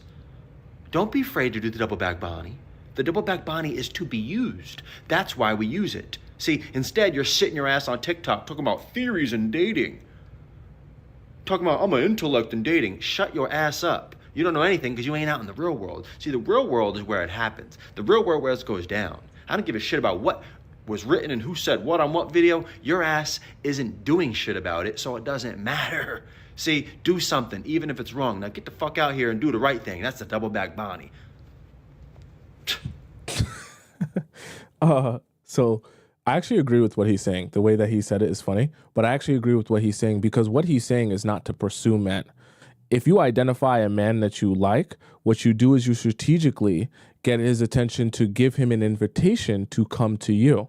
Now he gets to choose after you give him that information and make it as obvious as you can that whether or not he wants to take the information. If he doesn't, your actions stop there.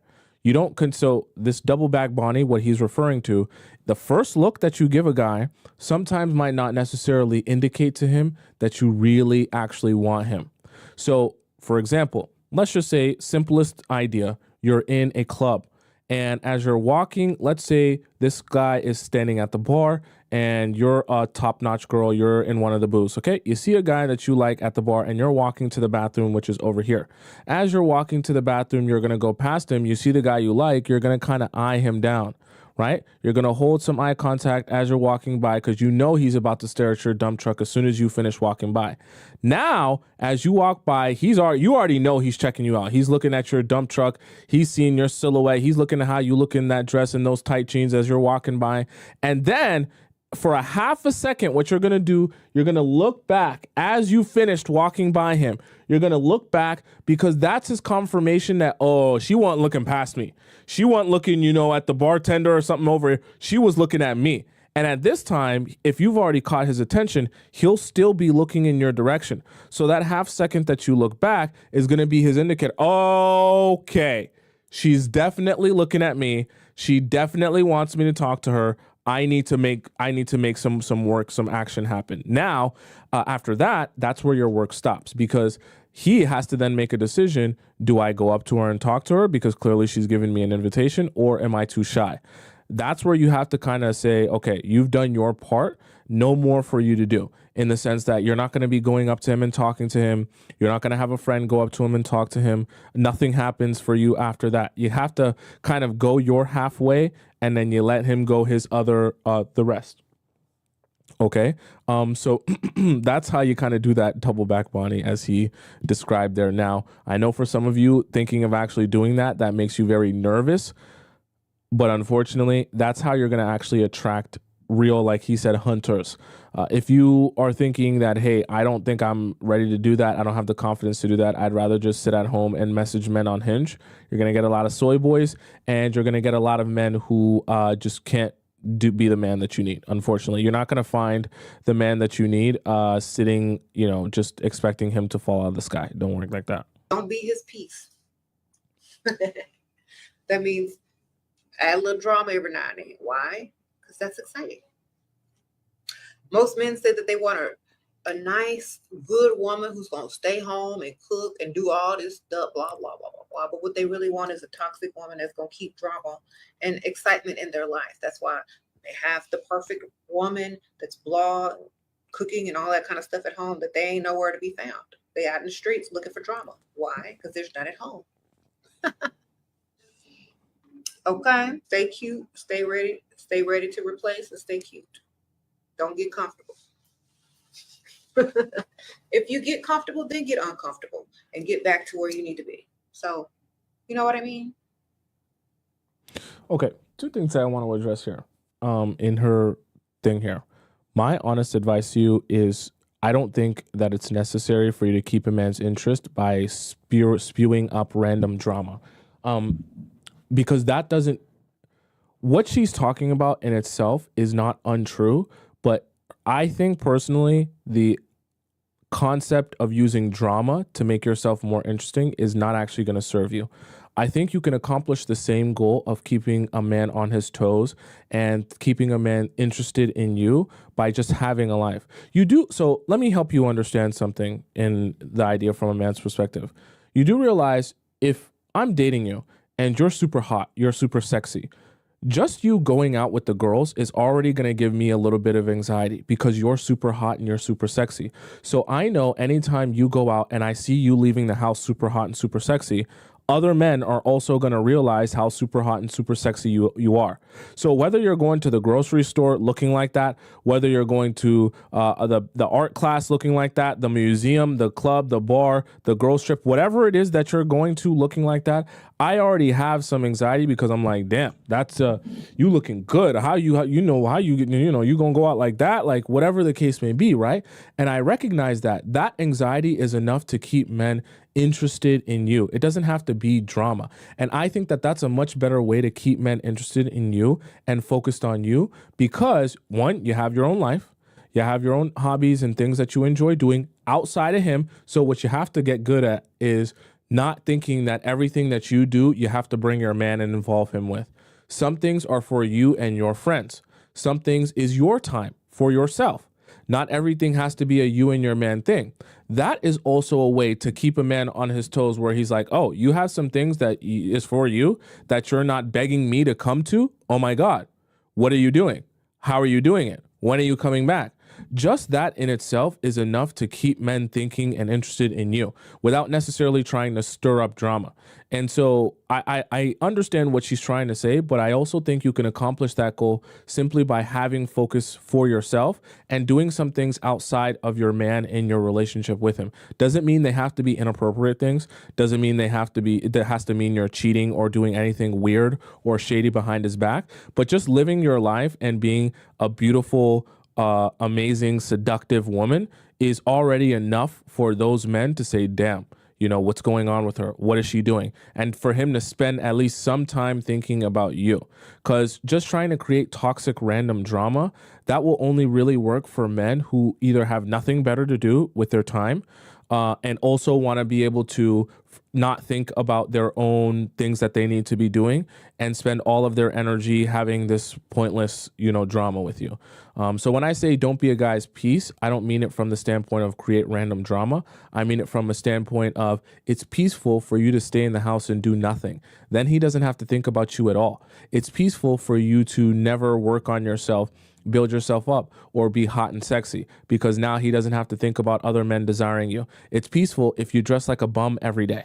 Now he's not really thinking of who's looking at you or who might try to steal you.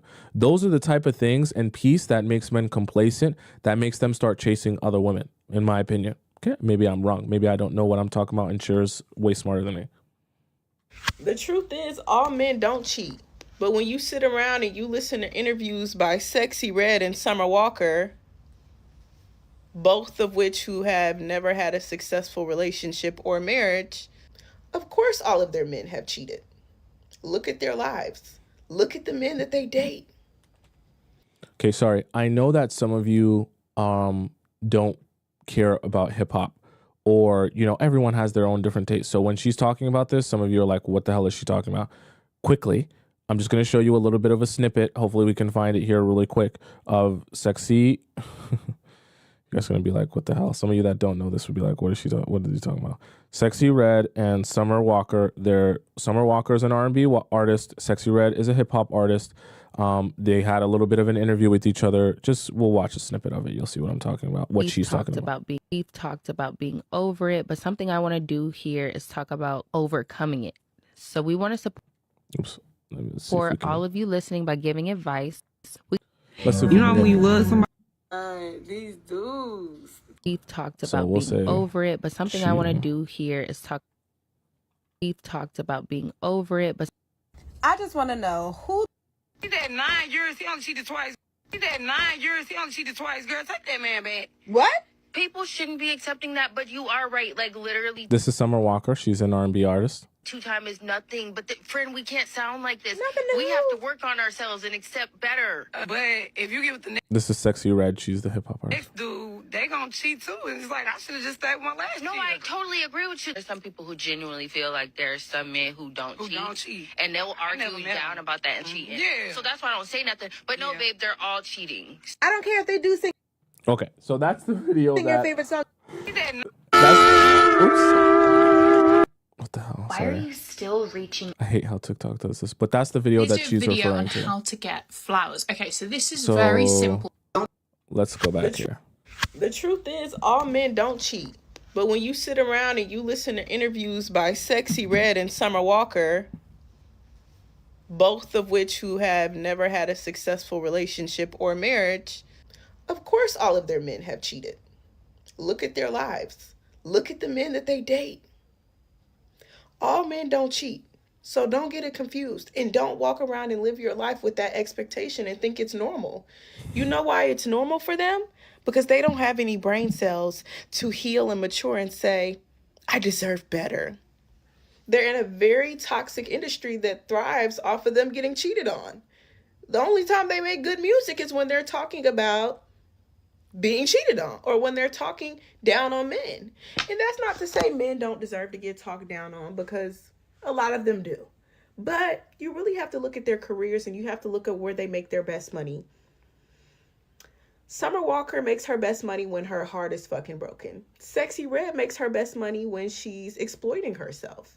So what kind of men do you think those two attract? Just let me know what you think.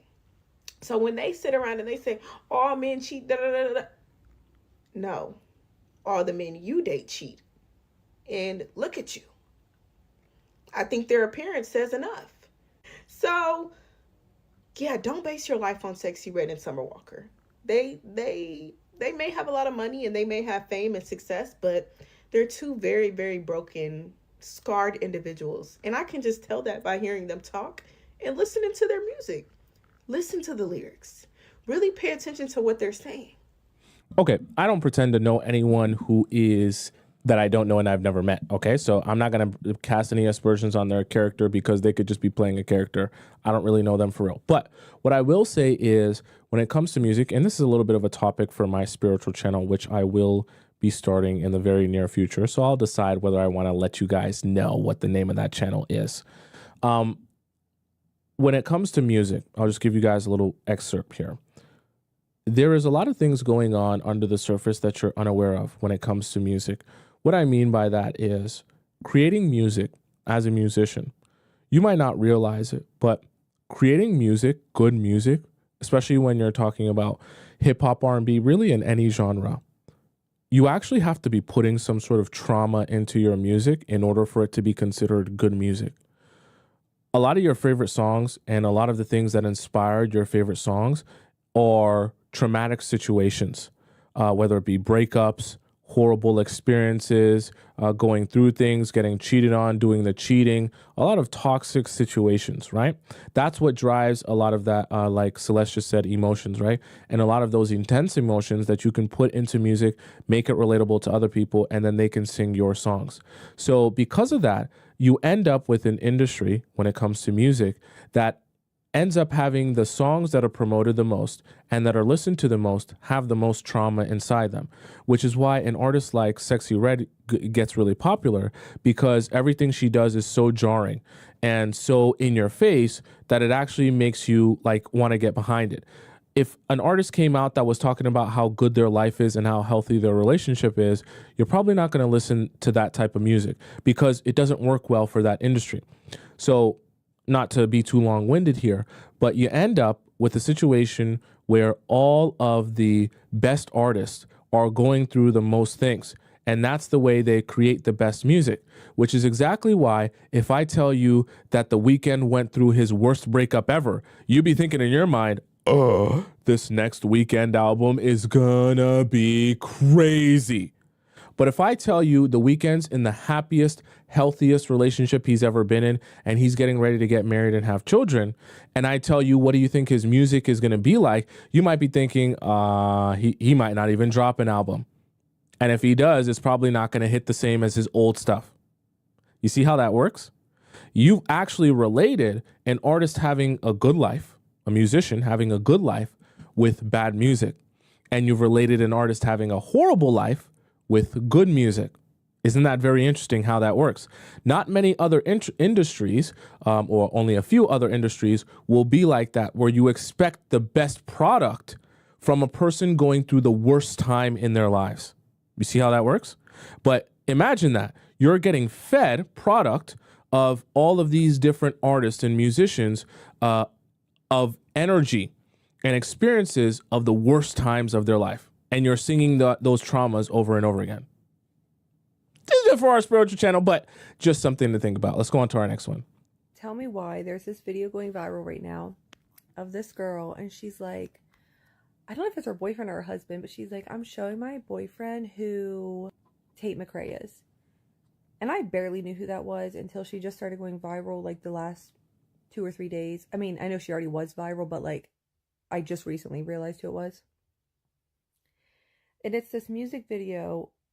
It's because this is why I see everyone talking about it right now, where she's like, she's in a music video, she sings, and some of the music video she's completely nude, or like nude. She's supposed to look like she's nude, and there's like blocks like over her genitalia area.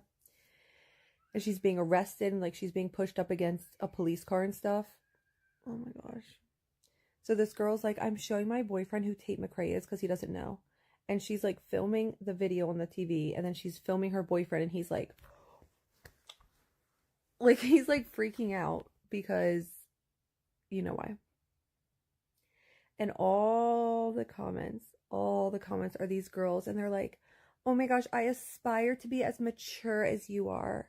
I aspire to be as unbothered as you are, queen. I aspire to be this level of mature in a relationship that I can basically show my boyfriend his own porn on TV for him to look at while I'm sitting there with him. And here's the thing, and I'm sorry. It's number one, it's not maturity, it's stupidity.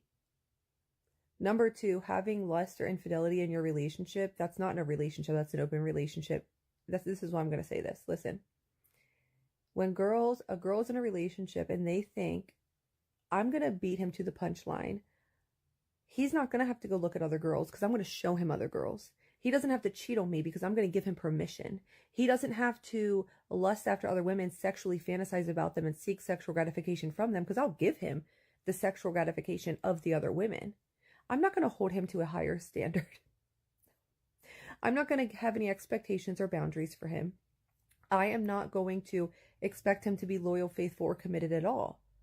Because if I don't expect it, then he can't break my heart by not doing it, right? And that's what it is. It's like this, I'm going to protect my own self, and I'm going to give you your own masturbation materials so that I can feel protected knowing that I'm the one that gave it to you. It's the same as the girls in my comment section that say, oh, well, I'm fine with my man watching porn. I send him porn every day.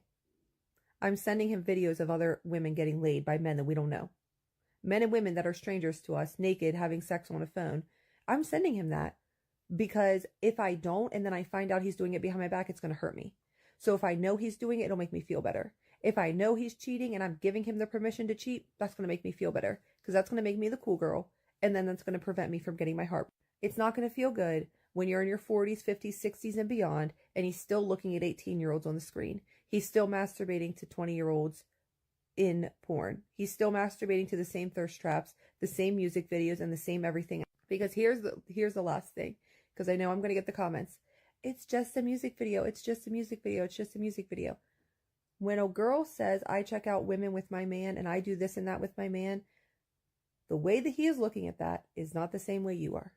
The way that he looks at those music videos, if he's living in lust and doing all that other stuff, you as a woman, I highly doubt, are taking these music videos and taking these thirst traps and taking these videos and pictures off of TikTok and Instagram and Facebook and YouTube, all the other stuff you're sending him.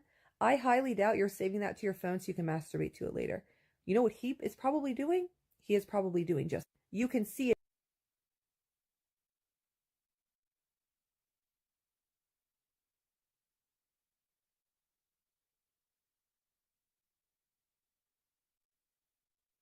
Sorry, what did I tell you guys about the spank tank and how guys will save photos and videos, and it's not always just of photos and videos of girls naked. It's also photos and videos of girls fully clothed. So as you're doing that, tell me in the chat, okay? This is where I want you guys to be a little bit honest with me, okay? We're gonna have an honest conversation. Have you ever, with a guy you've been talking to or dating or whatever, have you ever gotten into a place where you are sending each other pictures of gym girls? Because this is a really common one, where you're sending each other pictures of girls with super huge dump trucks in the gym. And he might be sending you some and you're sending him some as well. And you're thinking, oh, yeah, we're just sending each other this back and forth because that's part of our banter. I've seen this happen before. Someone said, no chance. Wow, no way. But this is part of the thing that I've seen happen. And sometimes you don't think it's a mistake until it's actually happening. And you realize that, hey, this is, I'm thinking like this is vibes, but really and honestly, he's starting to see this as like he's actually looking or thinking about those girls, okay? I'm curious because I want to talk, I want to see what this Tate McRae situation is. So Tate McRae, let's say cop car. McRae cop car. I want to see this. What is this? Let me see if we can find this. No, this isn't the. Oh, okay, wait. So this is the video of her on the cop car. Tate McRae's viral. Someone showed me Tate McRae before. Oh, okay. So she showed her boyfriend this.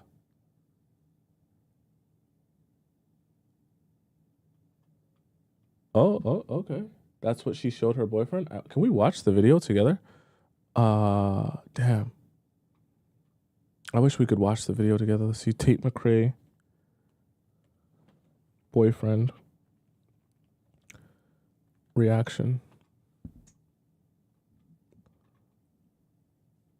Oh, no. No, these aren't it. I want to see the video of her. She probably deleted it. Anyway, chat, let's hop into our next segment of the day, okay? Which is going to be a very special segment, very amazing time. It's a time where you're going to laugh and you're going to cry. Please. Okay. Spam it up in the chat if you're an OG Players Club member and you know exactly what is coming. You should if you've been here for any amount of time, okay? Don't look at your watch. Don't look at your clock. Don't look at your phone. Don't look nowhere else in your entire home. Because it is that time, and if you don't know the time, I'm going to tell you the time.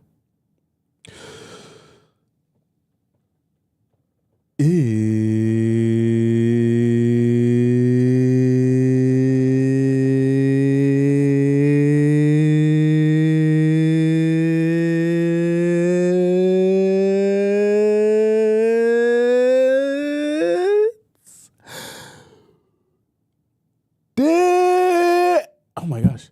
Is scored time.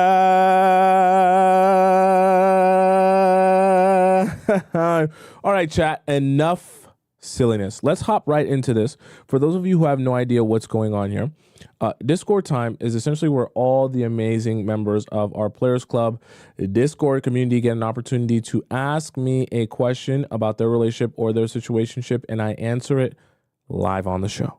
Okay?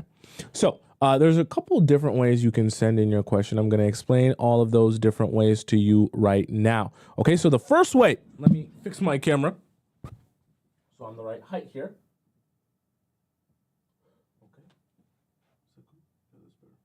Okay. First way to send in your question is by going into our free relationship advice forum and dropping in your question here now. I will warn you, in our free relationship advice forum, which is available by going into the link in my bio on TikTok or the link in my description on YouTube, just go to where it says Players Club Discord and you can drop in your question there in our free forum. This is a first come, first serve forum.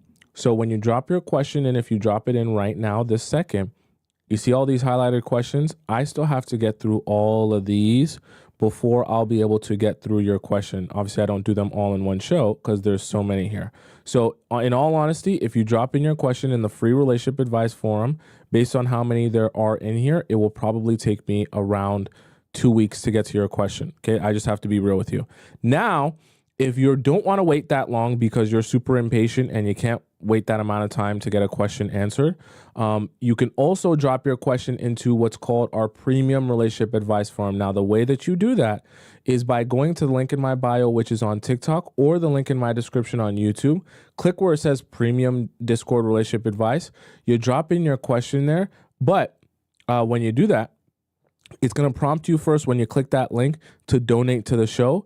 And in your donation, you're going to have to put in the title of your question and the title of your username. Then I get a notification on my phone and I see that that is your question and that is your username there.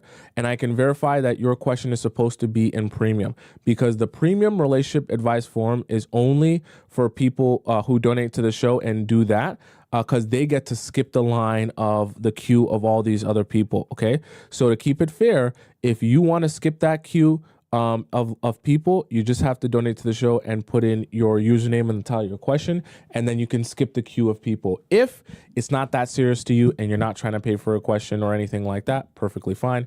You go in the free section, but there is a waiting period because there's so many questions there, okay? You also have an option here to send in a question to me if you don't want to have your information read out loud on the show. This option here is in our private relationship advice forum, right, section. This is just a link to the actual section here. It's like a hotline, really. And you can access this by going to the link in my bio on TikTok or the link in my description on YouTube. Click the one that says private relationship advice. And then when you click that, it'll prompt you to type out your question. You type out your question, as many sentences and paragraphs as you want and many details, send it in to me.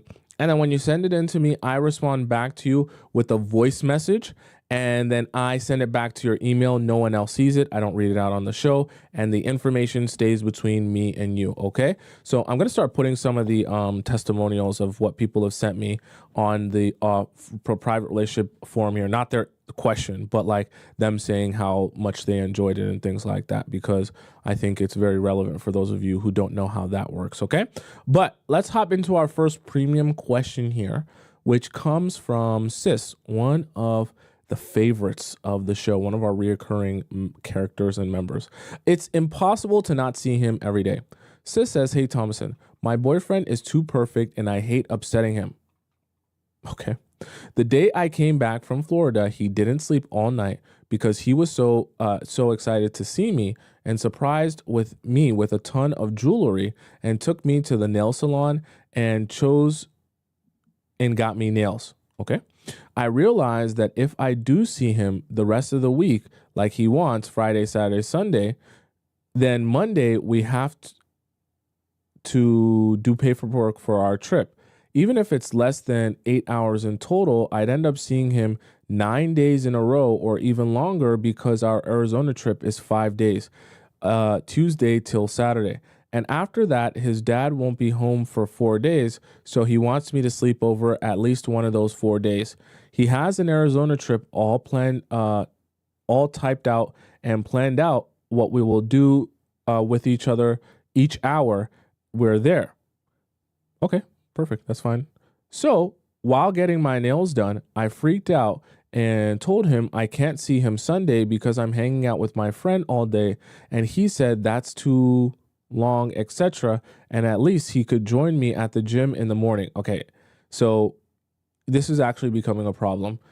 I get it that he likes you, and I'm glad that he likes you, but he can't hoard your time. And the reason I'm saying this is it's just not good. It's not good to be seeing someone that's why you're sending in a question. It's not good to be seeing someone every single day that's not your husband. Let him have at least, like you trying to do here, at least one day of him to not see you at all. that he can go back to missing you. The reason I say that is because with no time in between of him not seeing you, there is no space for him to say, I miss you, if he's seeing you all the time. I know he enjoys spending his time with you, clearly, which is why he's asking to see you all the time, but you still need to manage that and be like, you know what, still, I need to give you, and also you should be feeling this as well. I also want at least 1 day break, okay? It's good, and it's also a good reset for men. Men, you want them to continue desiring you, but that desire goes away quickly if every day they're with you and there's no break from you, okay? Then he got upset because it caught him off guard and make him feel like he did something wrong. Because I was so happy with my nails, then that came out of nowhere, and that I've never hung out with my friends all day before. That's fine. He can be sad. He can, see, this is great. See, this is the thing. This is the part of men that I know confuses some of you, because you feel like it's a bad thing and you feel like a bad person for doing it, but you have to realize you're doing something for him and yourself by doing this. What I mean by that is you need to understand, even though it's upsetting for him to not spend every single day with you, taking a day off away from him is good for you and him.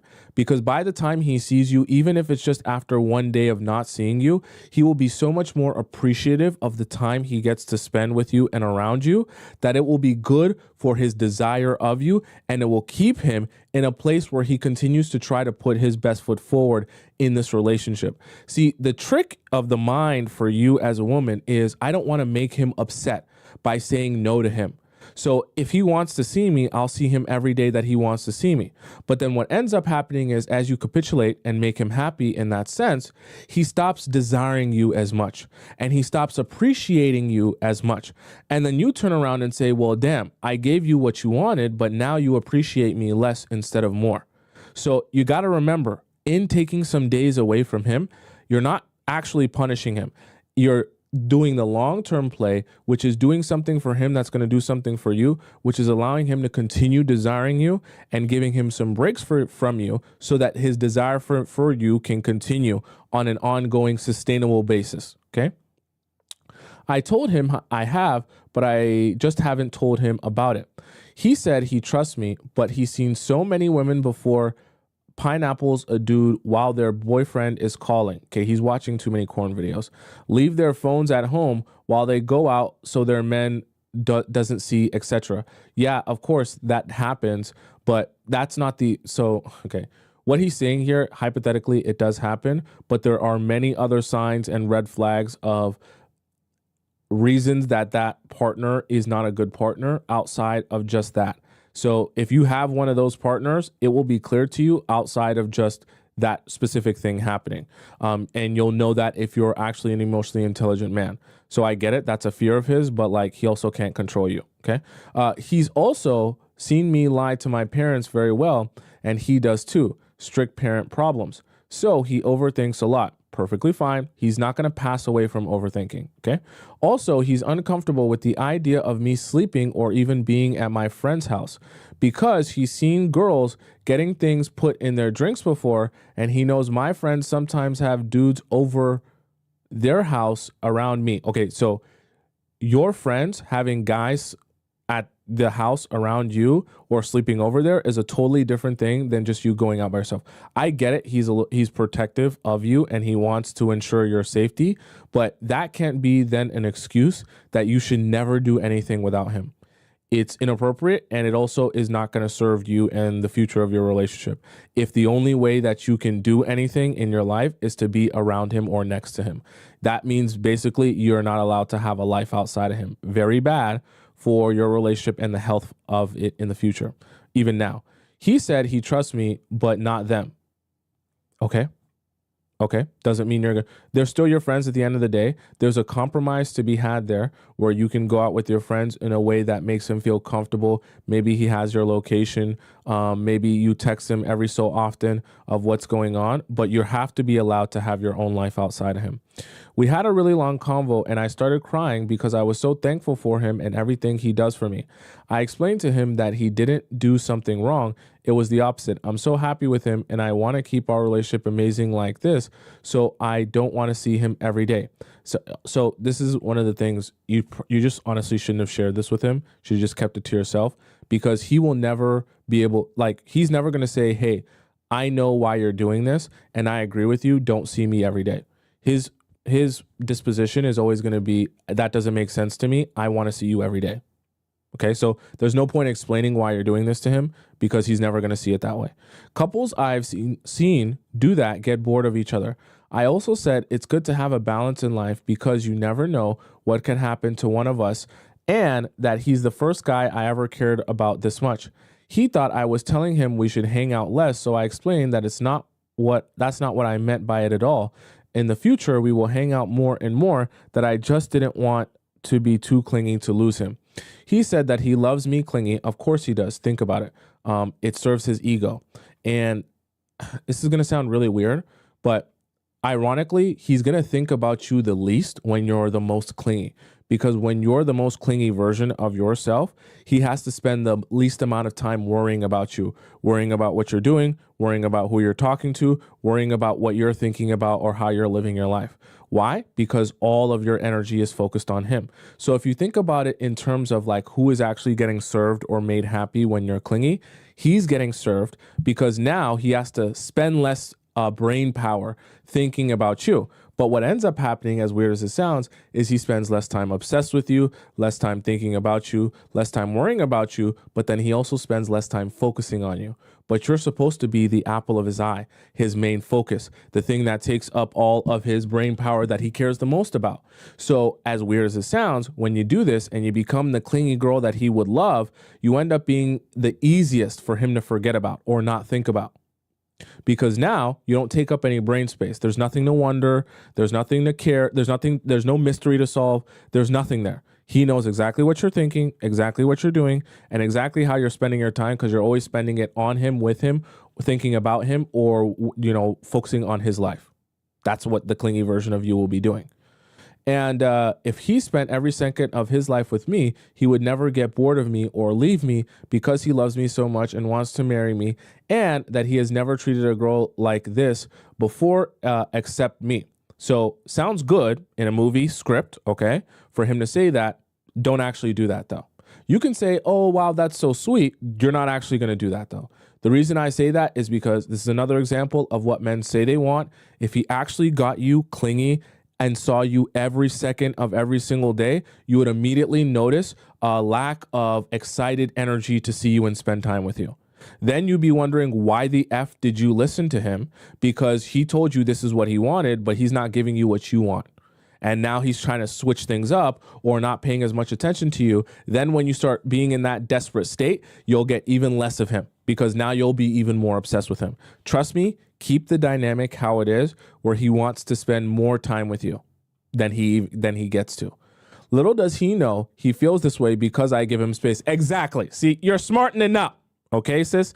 You're smartening up. Because he doesn't realize part of the reason he loves you so much and treats you so different than every other girl is because you've been giving him the space to miss you. Not because you've been doing what he's been asking for by being clingy, okay? Men don't understand themselves. They don't even know what to ask for, okay? So don't worry about anything he's saying. Just say, oh yeah, that's so sweet, and keep doing what you've been doing, because that's clearly been working for you. He asked if the gym counts as hanging out. For you, it should. Give him one day without you. And I said no, because most times we work out separately. So he said he would come to the gym with me every day. Okay, no, you're not doing that. Don't do that. You're not doing that.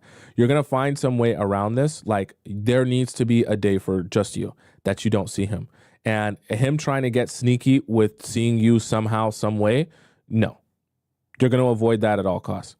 Anyways, I know you said I should find a hobby. Unfortunately, I live in North Dakota, where there is literally nothing except gym and work, and the nearest city is 4 hours away. I only enjoy... Okay, so you're saying the nearest city is 4 hours away. What do you and your man do? Are you telling me you and your man only ever just hang out with each other in the house? Obviously not. You go out and you do things. So if you go out and you do things, you can go out and do those same things with your friends. I only enjoy self-improvement related activities, so I might do 75 hard or something, but pottery and painting and watching series, etc., I have no interest in. So you also need to find what your interests are, okay? And that might take some exploring. So we all have interests. Trust me. If you have a personality and you're an individual, you're a grown adult, you do have interests. Now, you may have not found them because you haven't spent enough time exploring what your interests are, but then that should be what your energy goes into, exploring what your interests are. Trust me, you have them. None of us are blank slates with no interests or anything we care about. You do. But it takes some research and some patience to actually try different things to discover what it is that interests you. I can assure you, you do have interest. I quit my job because I want to relax my last semester before med school, and my parents don't let me spend much of their money. Wait, what? Why would you? Okay, I get it. You want to have some chill time, but why quit the job when you have the least amount of stuff to do? That should be the time where you work so that you can have some money for yourself. Okay, I get it. Your boyfriend likes to spend money on you, but you should have your own that you can also save up. And the number two is that now you have time. This is the best time to actually be working as well. Why take this time? See, you're setting yourself up for failure because you're setting yourself up for a situation in which all you do have is nothing but time. Then you're going to complain about the fact that you're so bored that the only thing there is to do is hang out with your boyfriend. But you're kind of eliminating everything out of your life so that that's the only thing you even have an option to do. And then you're going to complain about the fact that that's the only option you have. But you're doing that on purpose. I have to be honest with you. IG is I guess the only excuse I can use now is my parents don't let me go out every day. So that I can't see him every day, and maybe I'll have a gym rest day on a Sunday and skip. I just love him so much and I don't want to lose him by seeing him too often. One more question. After being boyfriend and girlfriend for 6 months, you said we can see each other as much as we want and sleep over as much as we want also, as long as we don't see each other every day of the week, correct? Correct. I think that at that point, the relationship's been established and the timing is not that important of how much you're seeing him. You also need to have your own, in not work life, but school life balance, or just individual life balance, because your relationship is striking me. He's a guy that if he can, he will zap all your time. That sounds great in theory, but it's not good because you need to have some time for yourself. You're also, I never hear you talk about your friends. You need to have time for your friends as well. And your friends is not always going to be a let's hang out with my friends and my boyfriend type of the vibe, okay? That doesn't mean that you and those friends are going out and shaking your booty to Sexy Red in the club, but that there should also be some time that you get to spend with them outside of being with him and around him. That's healthy and that's okay. He's already started planning trips for spring break and summer. Should I tell him to shorten them? What's the max amount of days? Because one trip he is planning is 2 weeks. Here's the thing. When it comes to trips, obviously it's kind of dependent on how much money he wants to spend. My only thing is by the time you start... This is a very interesting thing that some of you who have not been on a trip with a significant other might not realize. If you've never spent that amount of time in a row with your significant other, you're going to realize something very funny. After a while of being with the same person over and over again, see, everyone's fun at the beginning. After a while, you start to get a little bit sick of being with that same person over and over again. I'm not saying, it doesn't mean that they're a bad person or anything like that. It's just naturally, most of the time, you know, you kind of just, you want to like switch it up a little bit, especially when you're kind of doing the same thing over and over again with them all the time. All right. Maybe I'm just like that. Maybe some other people are like, oh, that doesn't matter to me. I don't care, whatever. But I say that because for you, within those 2 weeks, whenever he's planning to date you and stuff like that, there has to be a balance. The reason I say this is because it always worries me whenever any of you talk about dating a guy and seeing him 24/7.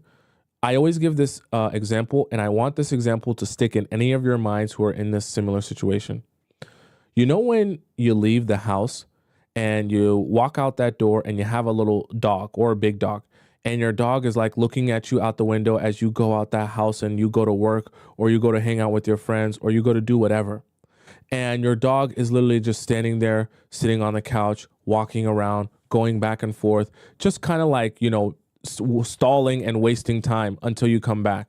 Then when you walk back into that door for the first time in a couple of hours, or maybe in 8 or 9 hours since you've been at work, your dog is so excited.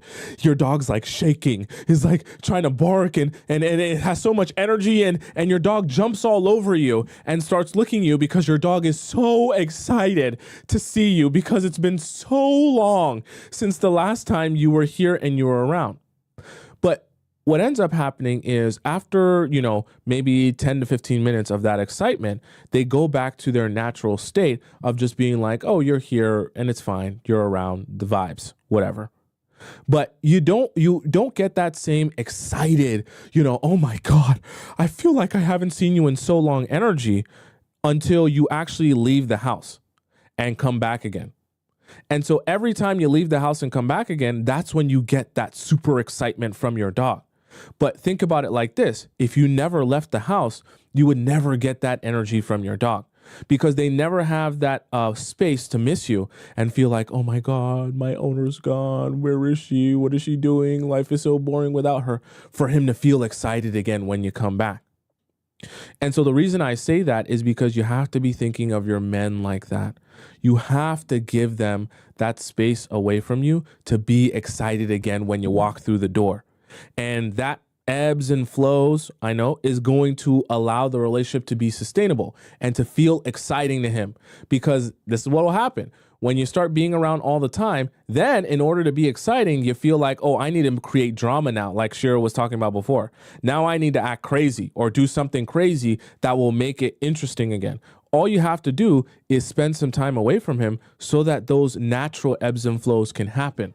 And he can say, wow, I really love spending time with her. I can't wait till she comes back again. And then he'd be excited when he gets to see you again. It's good, it's healthy, it's natural.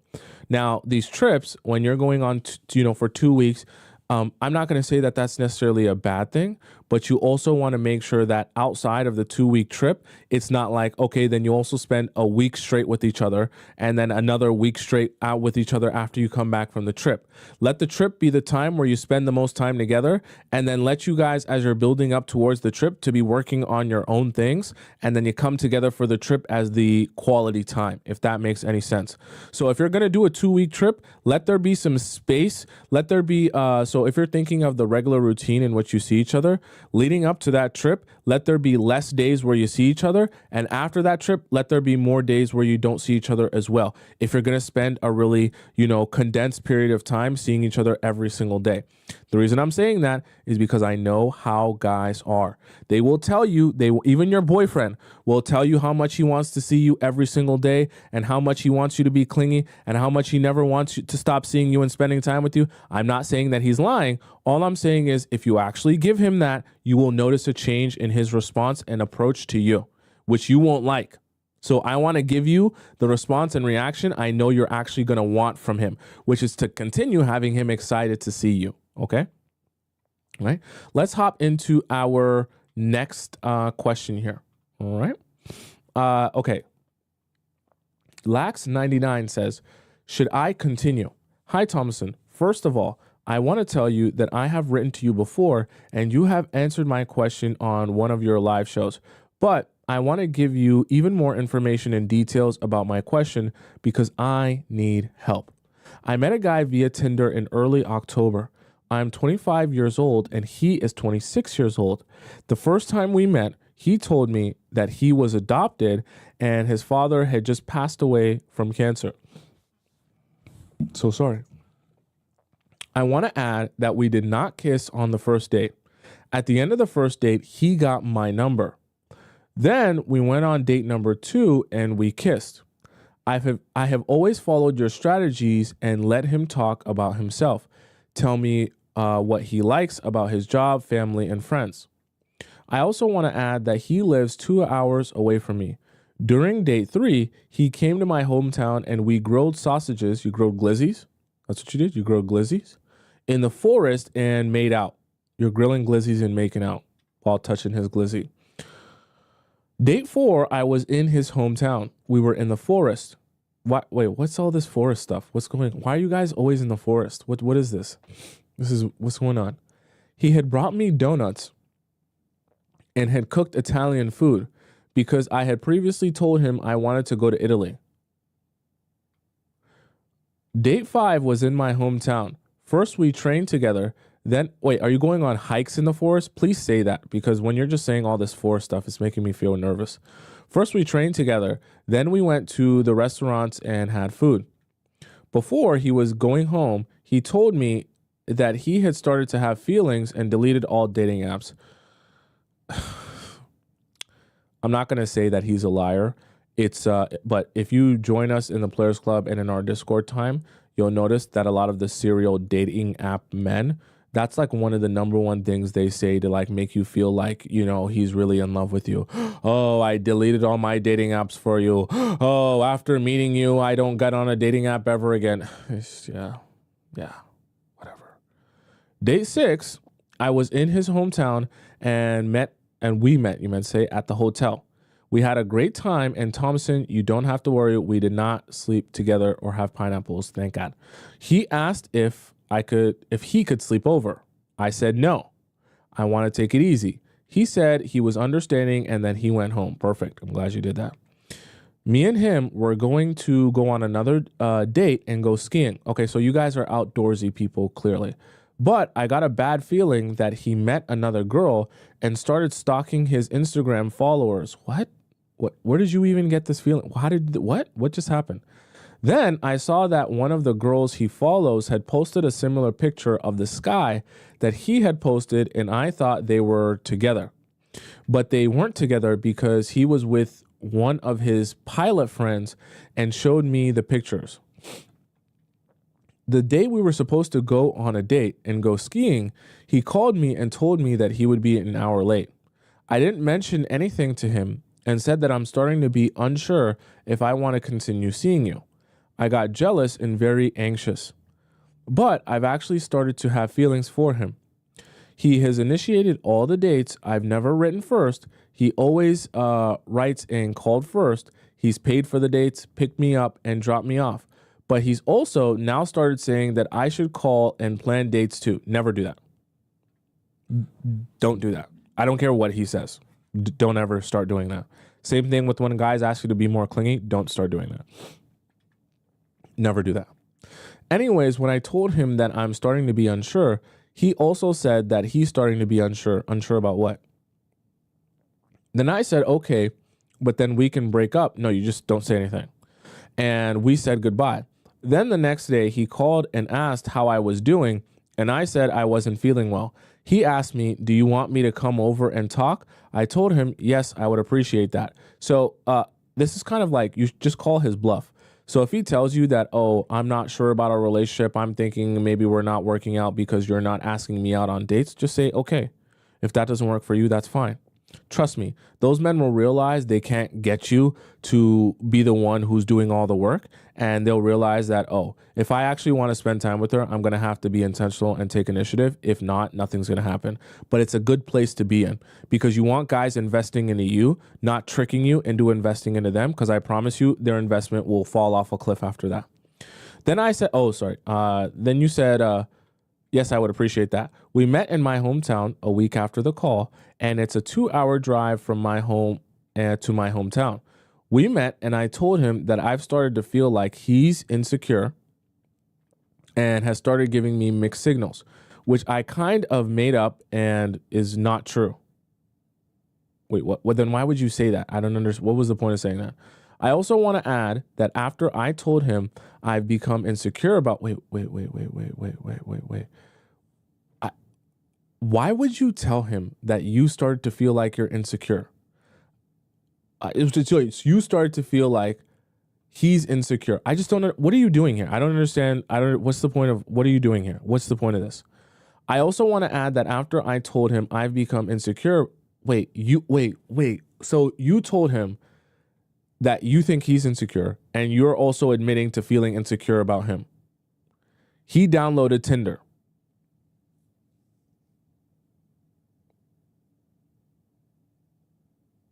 Let me take a stretch. Let me take a stretch. Oh.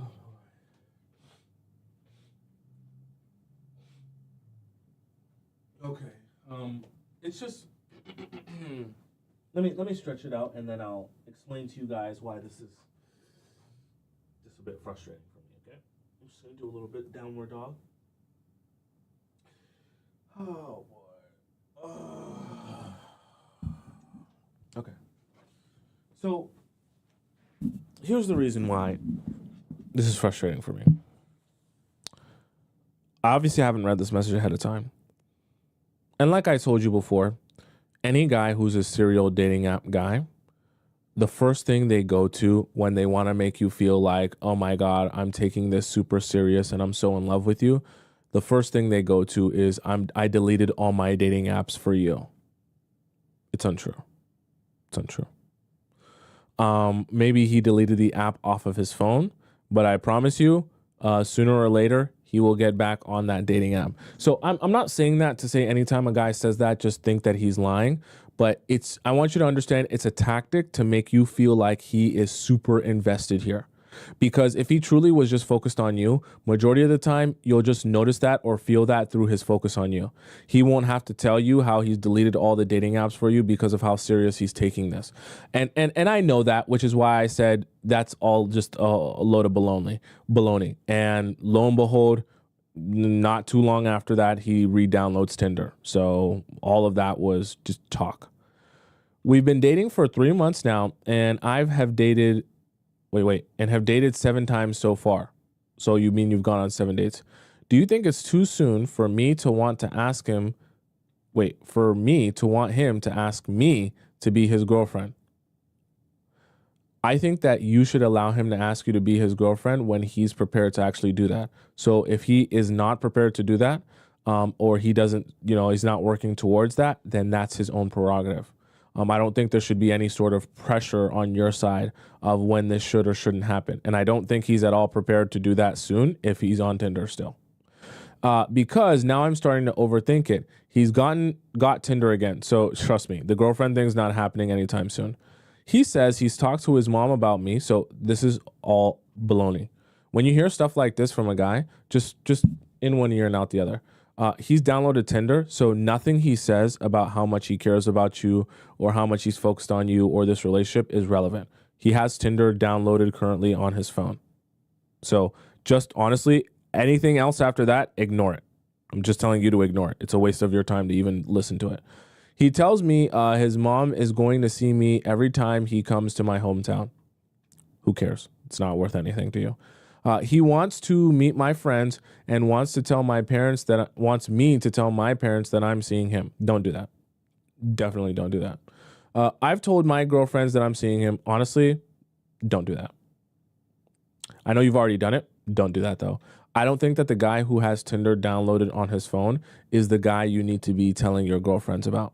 I think you're setting yourself up for embarrassment. Just personally. Okay. But I can't tell my parents unless everything is 100% safe, which I also told him. I don't think you need to tell him that. I think you need to allow him to show up for you how he feels like showing up for you. And if that means he's going to continue having Tinder on his phone, then let him do that so that you can realize that he's not the person you're looking for. He also started asking me if I can sleep over at his place. Don't do that. If the guy has Tinder on his phone, definitely don't sleep over at his place. Because otherwise, he can't get to know me properly. Well, then he can ask one of the girls he's on Tinder with to sleep over at his place. Let me go on. Let me not rant. Anyways, when we met and talked, he said he likes me and wants to give this a chance and continue seeing me. Sounds good in theory. If that's how he really feels, then he'll probably delete Tinder, but he hasn't. I said, okay, if you are very clear in communication with me. Then after the date, when we were in the car and made out, he said, when I'm with you, I can't think clear and you make me very horned up.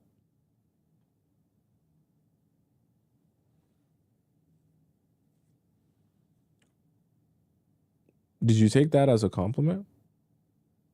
Were you thinking that was like the Cinderella line? Did you say to yourself, that's so sweet? Because that's not what you should have taken from that. Okay.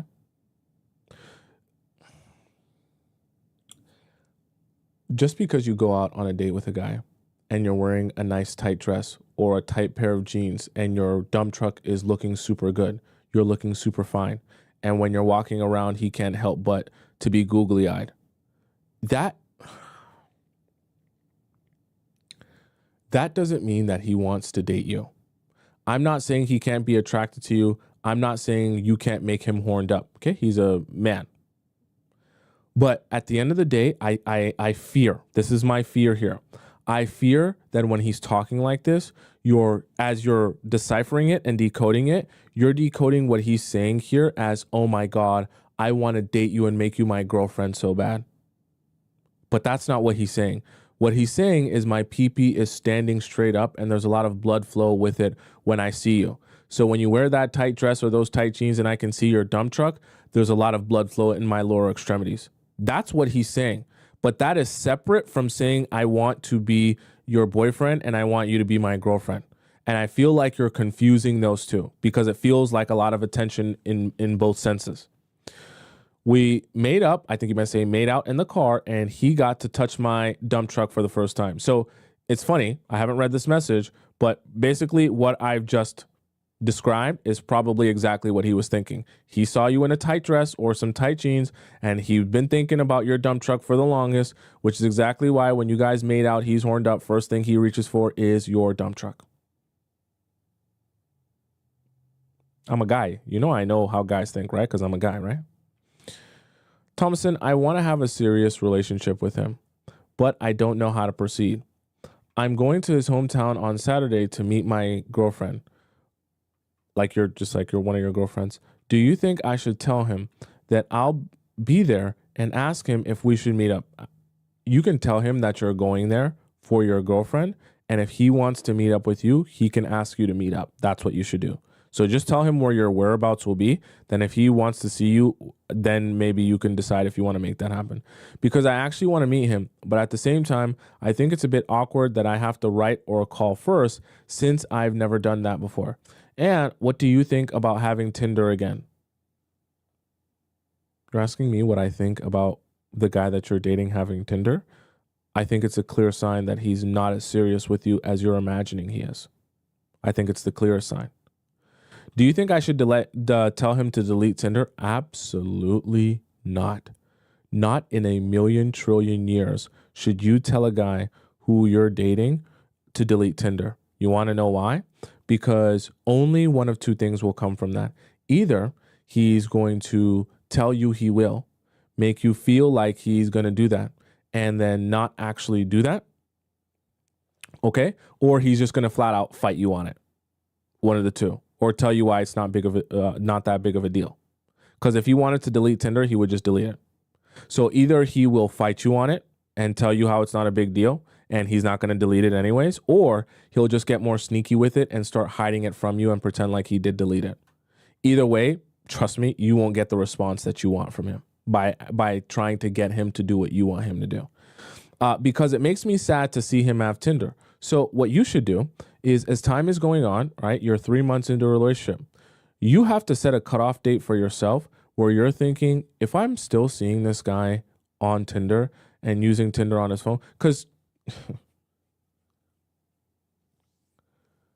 your mind is going to gaslight you into trying to explain things away because you like the guy and you want it to work. But the reality of it is 4, 5, 6 months into a relationship, it's not a mistake to still have Tinder downloaded on your phone because a 99.9% of the time, he's going to be getting at least some notifications from Tinder, whether it be someone super liked him, someone matched with him, whatever the case may be. Tinder will be sending him notifications. So he's not unaware that Tinder is downloaded on his phone. And at 4, 5, 6, 7 months into a relationship, for him to not say to himself, hey, I'm not using this app, it's not relevant to me or my needs anymore because I'm in a happy relationship, I'm going to delete it. If he's not taking that initiative to do that, it's because he wants to keep it there on his phone. You can then make some, lucky guesses as to why he might want to keep that on his phone despite dating you for 6, 7, 8 months. I usually get a fake Tinder account and stalk him.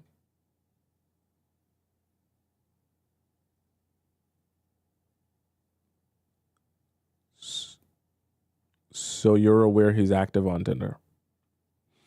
I want us to be exclusive. Do you think it's too soon? We've met 7 times in 3 months, and our dates have been 2.5 hours. We live 2 hours apart. My advice to you here, Lax, would be don't invest any of your time and energy into him. What do I mean by that? I mean, don't reach out. Don't do any calling. Don't do any planning. Don't do any scheduling.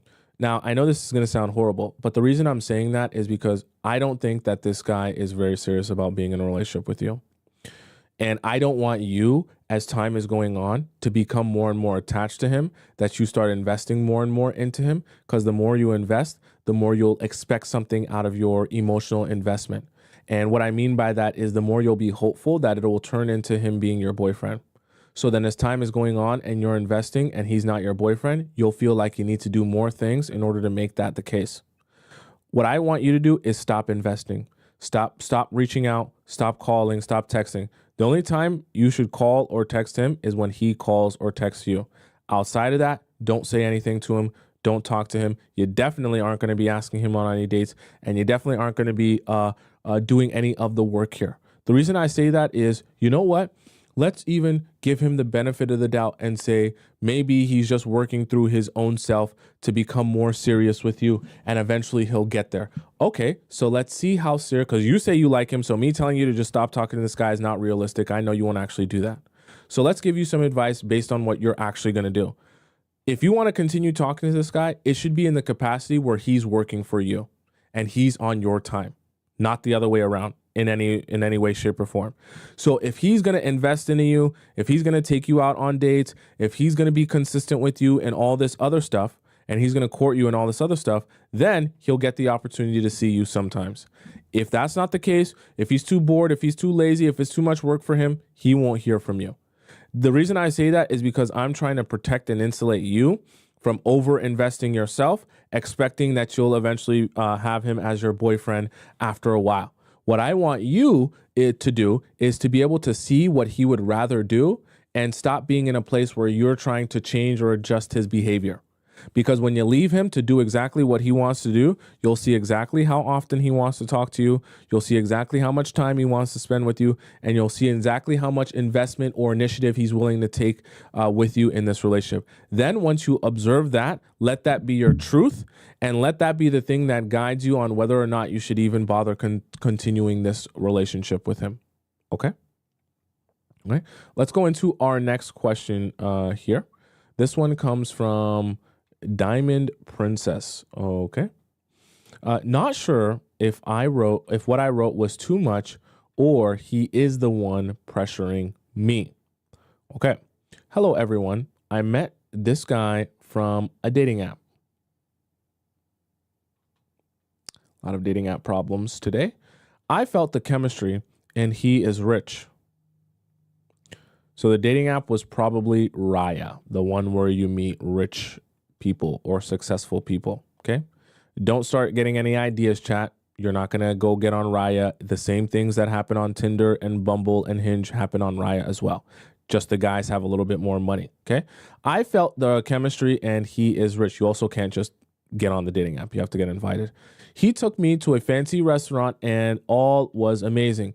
But at the end of our date, he was so pushing for me to give him a kiss on the lips. I told him I don't kiss on the first date because I still don't know you and that is my rule.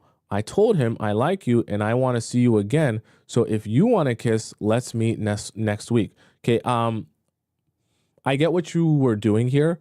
My little side piece of advice is don't dangle sex or sexual advances over men as like, hey, if you do something for me, your reward will be sex. You don't want to establish that kind of dynamic in your relationships. And I think very early on, you're kind of doing that by saying, take me on another date and maybe you'll get a kiss. That's not what the type of precedent you want to set. Okay. Take me on another date because you actually want to build with me, not because you're looking forward to what you can extract from me sexually. That's just not you don't want that type of energy around you. It's just my preference to protect myself. He said, but it's only a kiss. And why do you have this rule? And can you break this rule for me? Okay, so this type of rhetoric makes me feel like he is not in the business of dating whatsoever. The reason I say that is because this is the way someone talks when they're trying to rush you into a decision to just get this over with as quick as possible. Okay. So this is the thing about rich guys. They understand that having money is a resource and an advantage to them, especially when women are mesmerized by money. So he's probably thinking in his mind, if you meet me on Raya or one of these dating apps and I'm rich and I take you to Nobu and I spend $300 on the date with you instead of spending $50, now all of a sudden you'll be able to think that, hey, I really like you and I really care about you, and you'll be able to justify sleeping with me on the first night because our date was $300. Okay. But you can't allow that to work for men just because they have money. And you don't break any rules for anyone for any reason whatsoever, whether they have money or not. Okay. Because as soon as you do that, all the men with money will just be the ones manipulating you instead of the other ones. I said, I will kiss you the next time. You shouldn't make promises like that because I really want to. So don't worry. We can meet next week and have a kiss. But he kept pushing. After a while, he was okay. I understand, however, it made me uncomfortable. It should, because that's very uncomfortable energy that he is desperately trying to get a kiss from you on the first date as if he can't see you on other dates. Honestly, if you were my daughter or you were my sister or you were even my friend, I would tell you to not even go out on a second date with a guy like that, because that guy is not in an emotional state to wait for anything. If he's pushing that much for a kiss on the first date, to the point where it's like a debate at the table. Now tonight we were texting and this happened. I told him I went shopping today and he asked for what? And I mentioned dresses, makeup, and lingerie. He asked if I have any photos wearing lingerie. Oh my God, it's so basic. I'm about to take a shower. Without me though? Whatever. Without lingerie. I said only a few. He said, show me. I said, maybe in the future. I hope you didn't say if you take me on another date, maybe I'll show you. I hope you didn't. I hope you did not say that. He said, boo, I would love to see them. After that, I said, haha, great things to come to those who wait. And I only share them to someone who is my boyfriend, not anyone. Whatever. After that, he asked when I'm free and I told him. He said, what about Saturday? And I told him I will do lip filler on Saturday, so I can't kiss him or do so many things after lip filler. So he asked, what are the things? I said, haha, like no kissing, no drinking from a straw, no lipstick. No, this must be some crazy lip filler. Is this how crazy it is on the day after you get lip filler? You can't do any of this stuff? Wow. The cost of beauty, I guess. No. Oh, you actually said no. Did you put emojis or you said this? You said no mouth and pee-pee. You're setting yourself up for failure. He said, when do we get to the mouth and pee-pee?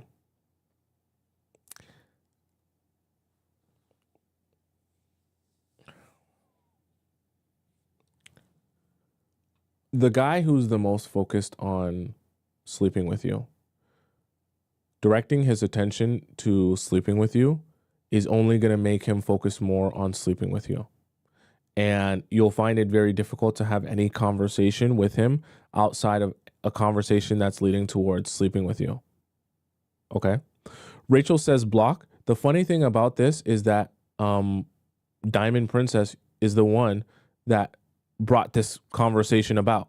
So it's funny, Diamond Princess, you're actually the one leading it to here. And he's just taking it from there.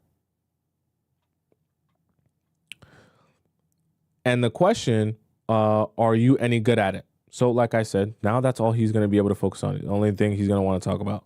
I answered him, one thing about me is that I like to truly know someone, understand their KI and KSs and what they prefer, and connect emotionally before doing anything. Oh, wow, you sent screenshots. This is going to be good, chat. Buckle up. Their preferences and what makes them happy. That way, when it finally happens, it feels like fireworks for both of us and not awkward. I hope you can understand. But see, you made a mistake by even talking about that in general, when clearly that seems to be all his focus is on. I attached screenshots to what he said after. What should I do is what I did wrong. Okay, we're going to go through this because we're a nosy bunch of people. So we're going to open this up in my browser, and then I'm going to drag this over here. And then, oops, my mistake. And then we're going to read this together here, okay? So let's do this here, this window, and we'll go to the image here, okay? And let's see here. So this message starts off, I agree with this. I also prefer to know a woman's desires, KINKS's, likes, so that I can ensure we tick all the boxes. Okay, so now this is what his focus is. Tell me something about you that you have not told me. I will tell you in person. I have so many actually, haha. Okay, tell me your biggest one. Anyway, haha, I have some tasks I need to do right now, so chat later. It's important to find out if we are compatible. So, much like I said earlier, when a guy who is heavily focused on sleeping with you, when you bring up the conversation of sleeping with you, he finds it very difficult to focus on anything else except for sleeping with you. So now you've just awoken the beast, and this is all he wants to talk about or even chat about. Then we need to be open and honest from the start. Yes, I agree, but we can have this conversation in person when we meet. This is not good. Because I have some things I need to do right now. Okay, I'm not sure. I really like you and I'm excited to see you again. Honestly, I'm so impressed that you asked this question. It means a lot because not many men take the time to ask a girl what she likes, and I really admire that. I want to understand you just as much, so I hope we can talk more about this soon. That being said, my sister is leaving in 5 days, and I have some important university tasks I need to finish right now. I hope you can understand and be patient. I want someone who is patient and supportive, someone who respects my boundaries and doesn't make me feel pressured in any way. That chat, does this remind you of a show that we've had before about something in particular? Tell me what show you think this is referring to in what we're reading here. That's the kind of mentality I admire in men, and it's really important to me. I hope you can understand and appreciate that. He likes your message, and then he goes on to say, yes, of course, I agree with all of the above. Okay? So the show that I'm referring to when I'm talking about this type of messaging is the show about over-explaining. Do not over-explain yourself to men. It doesn't serve you, doesn't do anything for you, and it just puts you in a more anxious state because the more you over-explain, the more anxious you become when he seems to be disinterested. So for this can become an easy place to start spiraling. You're sending all these long messages explaining why you're not going to start talking about sex with him over message when you don't really need to explain that. If he wants to take you out on a date, he will do that. And if it's not that important to him and all he wants to do is talk about pineapples and sleeping with you or, those type of topics, and he doesn't want to talk about anything else real or talk about taking you out on a date, then you go ahead and you don't bother yourself talking to him. But you're trying to explain yourself in detail over text message when it's clear he's disinterested in anything you have to say outside of you talking about how you squirt. That's really what he wants you to talk about. That you squirt and, you can do the splits and that you can make that thing move in a circle and your mouth, that's what he wants you to start talking about. And anything outside of that, he doesn't seem to be interested in at all. At all. Let's go on to the other messages here. This is very tragic. I understand you are busy right now, but I would like to talk more before meeting to see if there's anything here. I know you will respect that. It's funny. He's talking as if he hasn't met you. He has met you, and he's had a whole date with you. So him saying that he wants to see if there's anything there doesn't really make a lot of sense, because it's not like he hasn't been able to sense the vibe of when you guys were on a date. What he really means by this is, look, I want to know if you're trying to get down and dirty and you want to get disgusting and you are going to allow me to slut you out. Because if that's not the vibes that you're on, I don't really want to be having a conversation with you or wasting time talking to you. That's honestly, that's what it translates to what he's really saying. Right? That's not true at all. You are the one talking. You say, it seems like to me you only want sex. That's not true at all. You were the one talking about dinner sex, not me. You see how, I'm actually glad he said this before I even saw it, because it's true. You started, and he even said it, you started to talk about sex and it shocked me. Exactly why I told you that was a mistake. This guy was already focused on that side of the relationship, okay? You then proceeded to talk about how you're getting your lip filler and how it's going to stop you from kissing and stop you from putting your, I think you said lips on, eggplant emoji, but I don't know if you actually just said it in your message. Either way, you get the gist, right? And so now that's all he wants to talk about. That's all he wants to think about. And that's all he even is interested in. So he's not wrong. You are the one that brought it up, and that clearly is all that he's interested in, so that doesn't want to talk about anything else. And I'm not sure why you're so surprised that the guy who seemed to be only interested in sex is only trying to talk to you about sex right now after you brought it up. I know I'm not blaming you, but I just want you to understand there's a reason now this is all of his focus. Okay. Yes, I'm okay to talk about these things, but I don't understand why it needs to be discussed here and framed as something to decide before we keep meeting. You're not getting it, right? Because that's all he's focused on.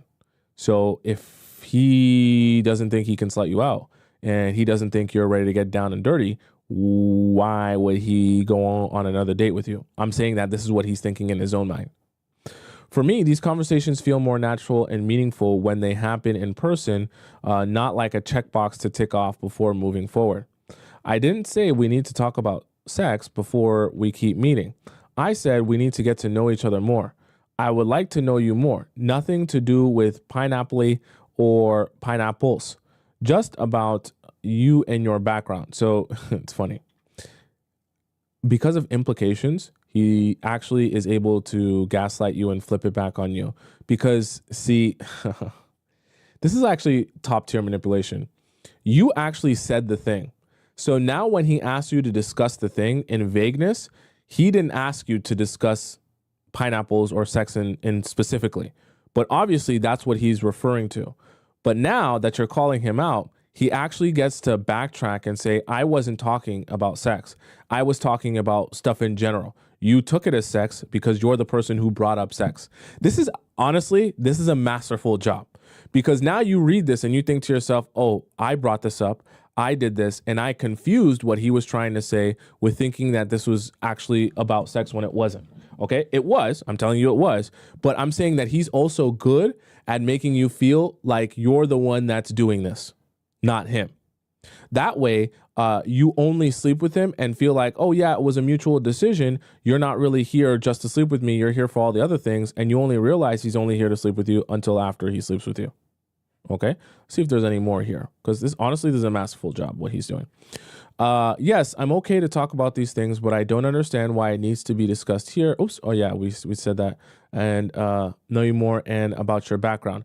If you want to get to know me, set a date and time at a nice restaurant where we can chat and connect properly. Once again, another version of over-explaining, not something you need to be explaining to that guy at all. I didn't say I don't want to meet you or talk to you. It's just that I'm busy right now and I prefer to meet in person to see the chemistry as well. But it's funny, you say you're busy right now, but you're doing a whole lot of over-explaining. So it's just not my advice to you, okay? He says, I agree with this. I also prefer to, oh, no, this is kind of a rehash here. So all in all here, if you're asking me, what did you do wrong? I think, okay, I want you to hear me out here.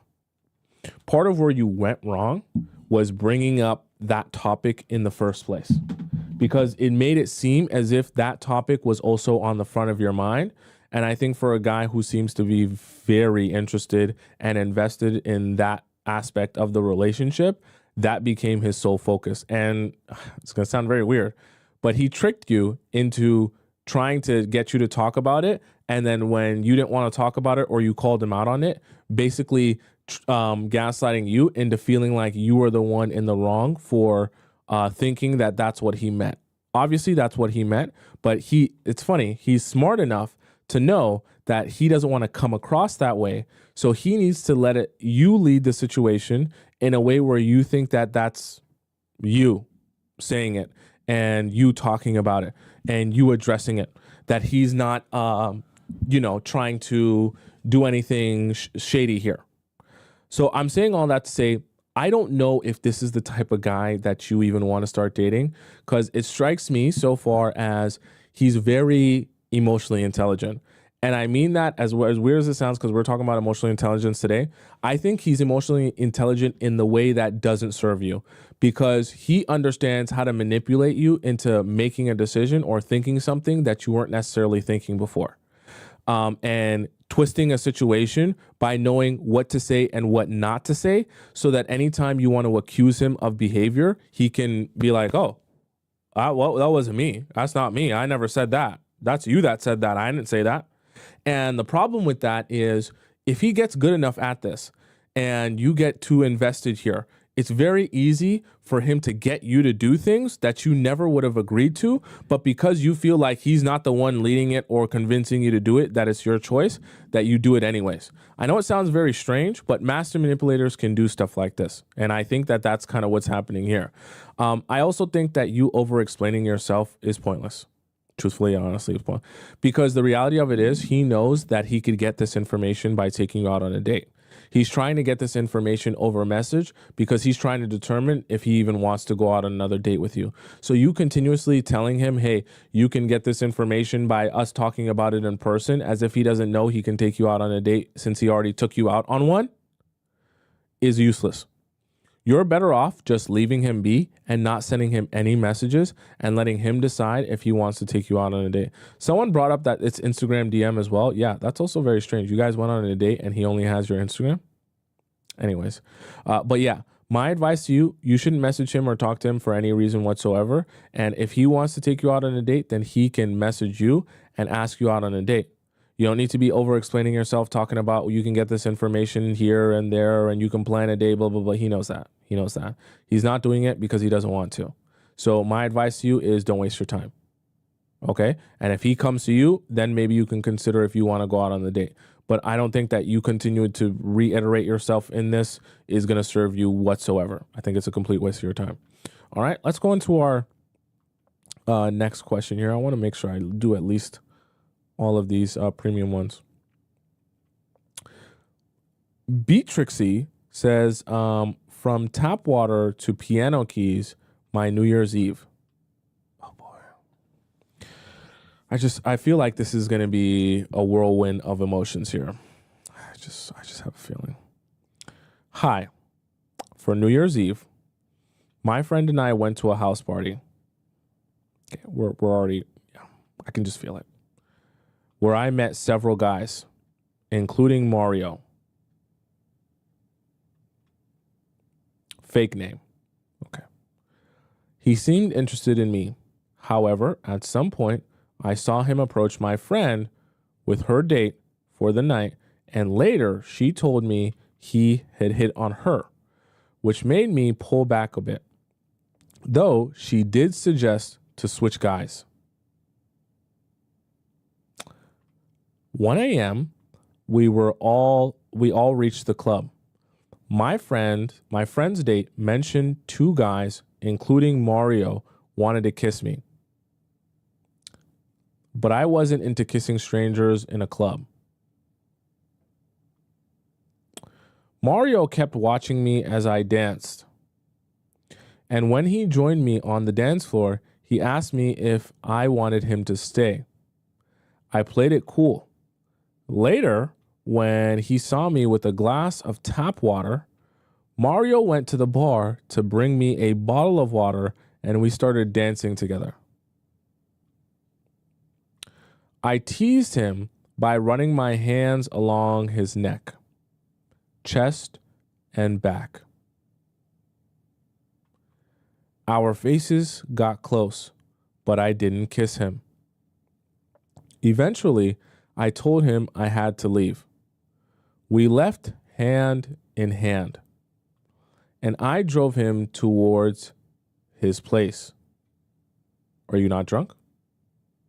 We don't condone drunk driving here. Or maybe you don't drink.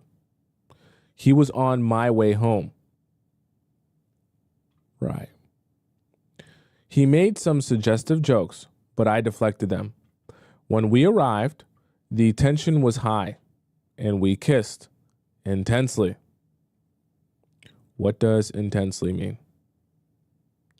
He invited me to stay over, but I declined, saying I had things to do in the morning. But your message doesn't end here, does it?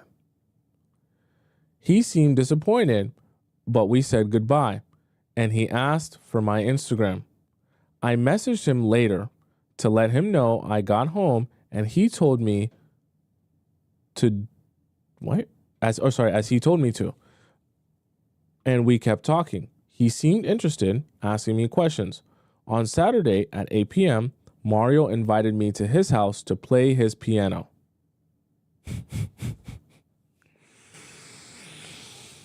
Yeah, that's what he wanted to do, play piano. After he sent me the photo, for which I responded that I wanted to play some music, but I wasn't sure if he meant that night. The next day, he messaged me to reach him and his... Wait, what? The next day, he messaged me to reach him and his friends to a club at 11 a.m. I think he meant to say, like, join him and his friends at a club. But I didn't reply as I was about to sleep. I messaged him the next day saying I was studying and suggesting we plan for another time. He liked my message. Stop. I like to get to know Mario better, but I'm getting the sense that he wants pineapples. Is it possible he sees me as more than that? What should I do?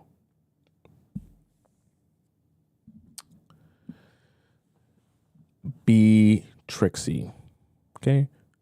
You want my honest advice? Treating you as someone I love and care about? Don't waste your time. Just don't waste your time.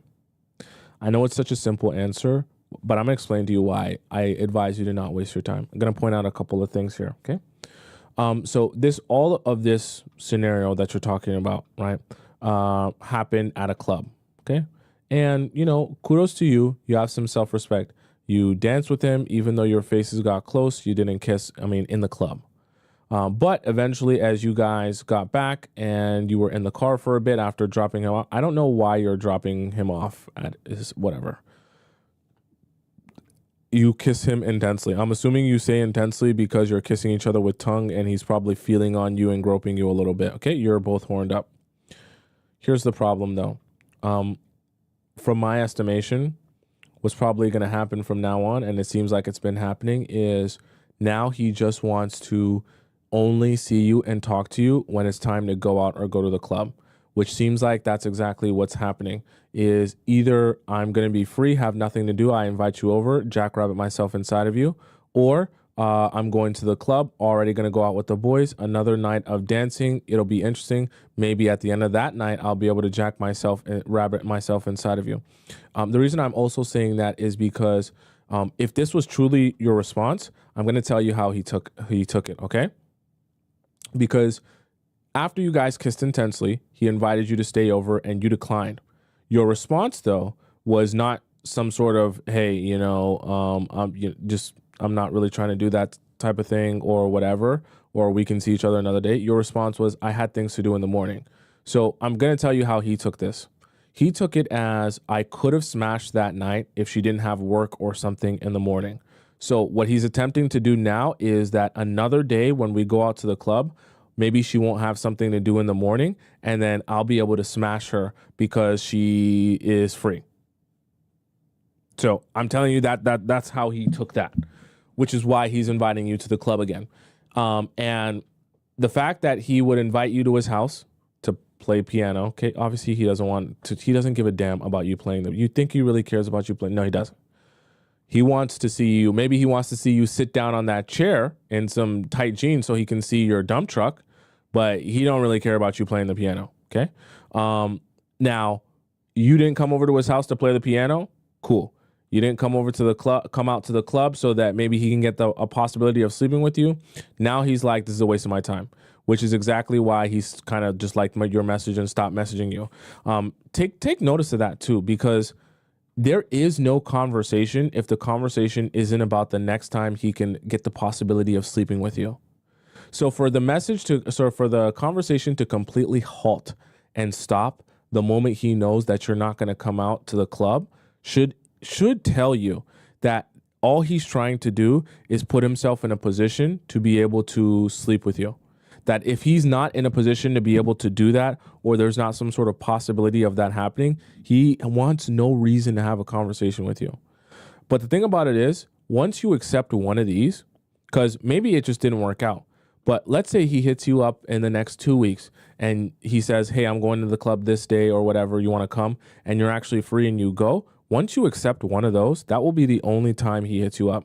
It'll only be to go out to the club or maybe to come over to his place. And then you won't even end up having the relationship that you want from that. So how does this affect you, and how can you kind of work with this? Because you said you want to get to know Mario better. My advice to you is to say nothing to Mario. Do nothing with Mario. Message Mario 0 times. Call him 0 times. FaceTime him 0 times. Like 0 of his pictures. Don't even like his stories. Don't do anything. Because anything you do will be supplementing the fact that I don't even think Mario really is interested in you. And I want you to see firsthand that Mario will only message you for the purpose of trying to sleep with you, either to get you to just come right over to his place or to get you to come to the club. And I want you to see that and see the times that he messages you so you're not confused. Because what will happen is if you try to start messaging him or calling him or liking his pictures, you're going to be doing things to stimulate conversation, and you won't realize that the only time he actually wants to talk to you is when there's a possibility of sleeping with you. And I think realizing that will better equip you for being able to just move forward. Because I honestly don't think that this is going anywhere at all. I don't think that Mario is at all thinking about going on a date with you or asking you out somewhere nice and fancy to get to know you. I think Mario is solely interested in jackrabbiting himself inside of you after a drunk night. Okay. All right, chat. That is the show for today. For those of you who have a question for me, feel free to ask your question, whether it be in our free relationship advice forum, our premium relationship advice forum, or our private relationship advice section, that you can ask me a question and no one else sees it. Okay. Also, thank you so much to wait, did I mention all these? Thank you so much to Shanghai, who donated another 10 SEK. I don't know what currency that is, but thank you so much for donating that in the YouTube chat. I appreciate that. All right. For those of you who are watching the show and you're on TikTok, my Instagram is just above my head on the top left corner of the screen. If you want to follow me there, Tomisin_Atub. It's also in my description for those of you who are watching on YouTube and want to follow me on Instagram. For those of you who are watching the show on TikTok and you missed parts of it, or you came late and you want to rewatch all the amazing parts that we talked about here in today's show, you can go onto my YouTube channel. Just type in my first name, Tomisin. It's on top of my head on the top right corner of the screen. Go to my YouTube, go to the live section of my YouTube channel, and then you'll be able to see this live stream and all the other live streams I've done since the beginning of time. And you'll have the YouTube and the TikTok live chat embedded in the video, so you don't miss any of the conversation that we have here on the show. Okay. I'm here every weekday, Monday to Friday at 4 p.m. Eastern Standard Time. I was pretty on time today, so kudos to that. Let's continue that. Vibes, vibes, vibes. All right. And I will be here again tomorrow at 4 p.m. EST. So you got to think about what time that is in your time zone so you can be here on time. And until we meet again, I'll bid you adieu. Arrivederci, au revoir, hasta la vista, sayonara, ciao, salam, bon voyage. And I'll see you again tomorrow at 4 p.m. Eastern Standard Time. Okay, I love you so much.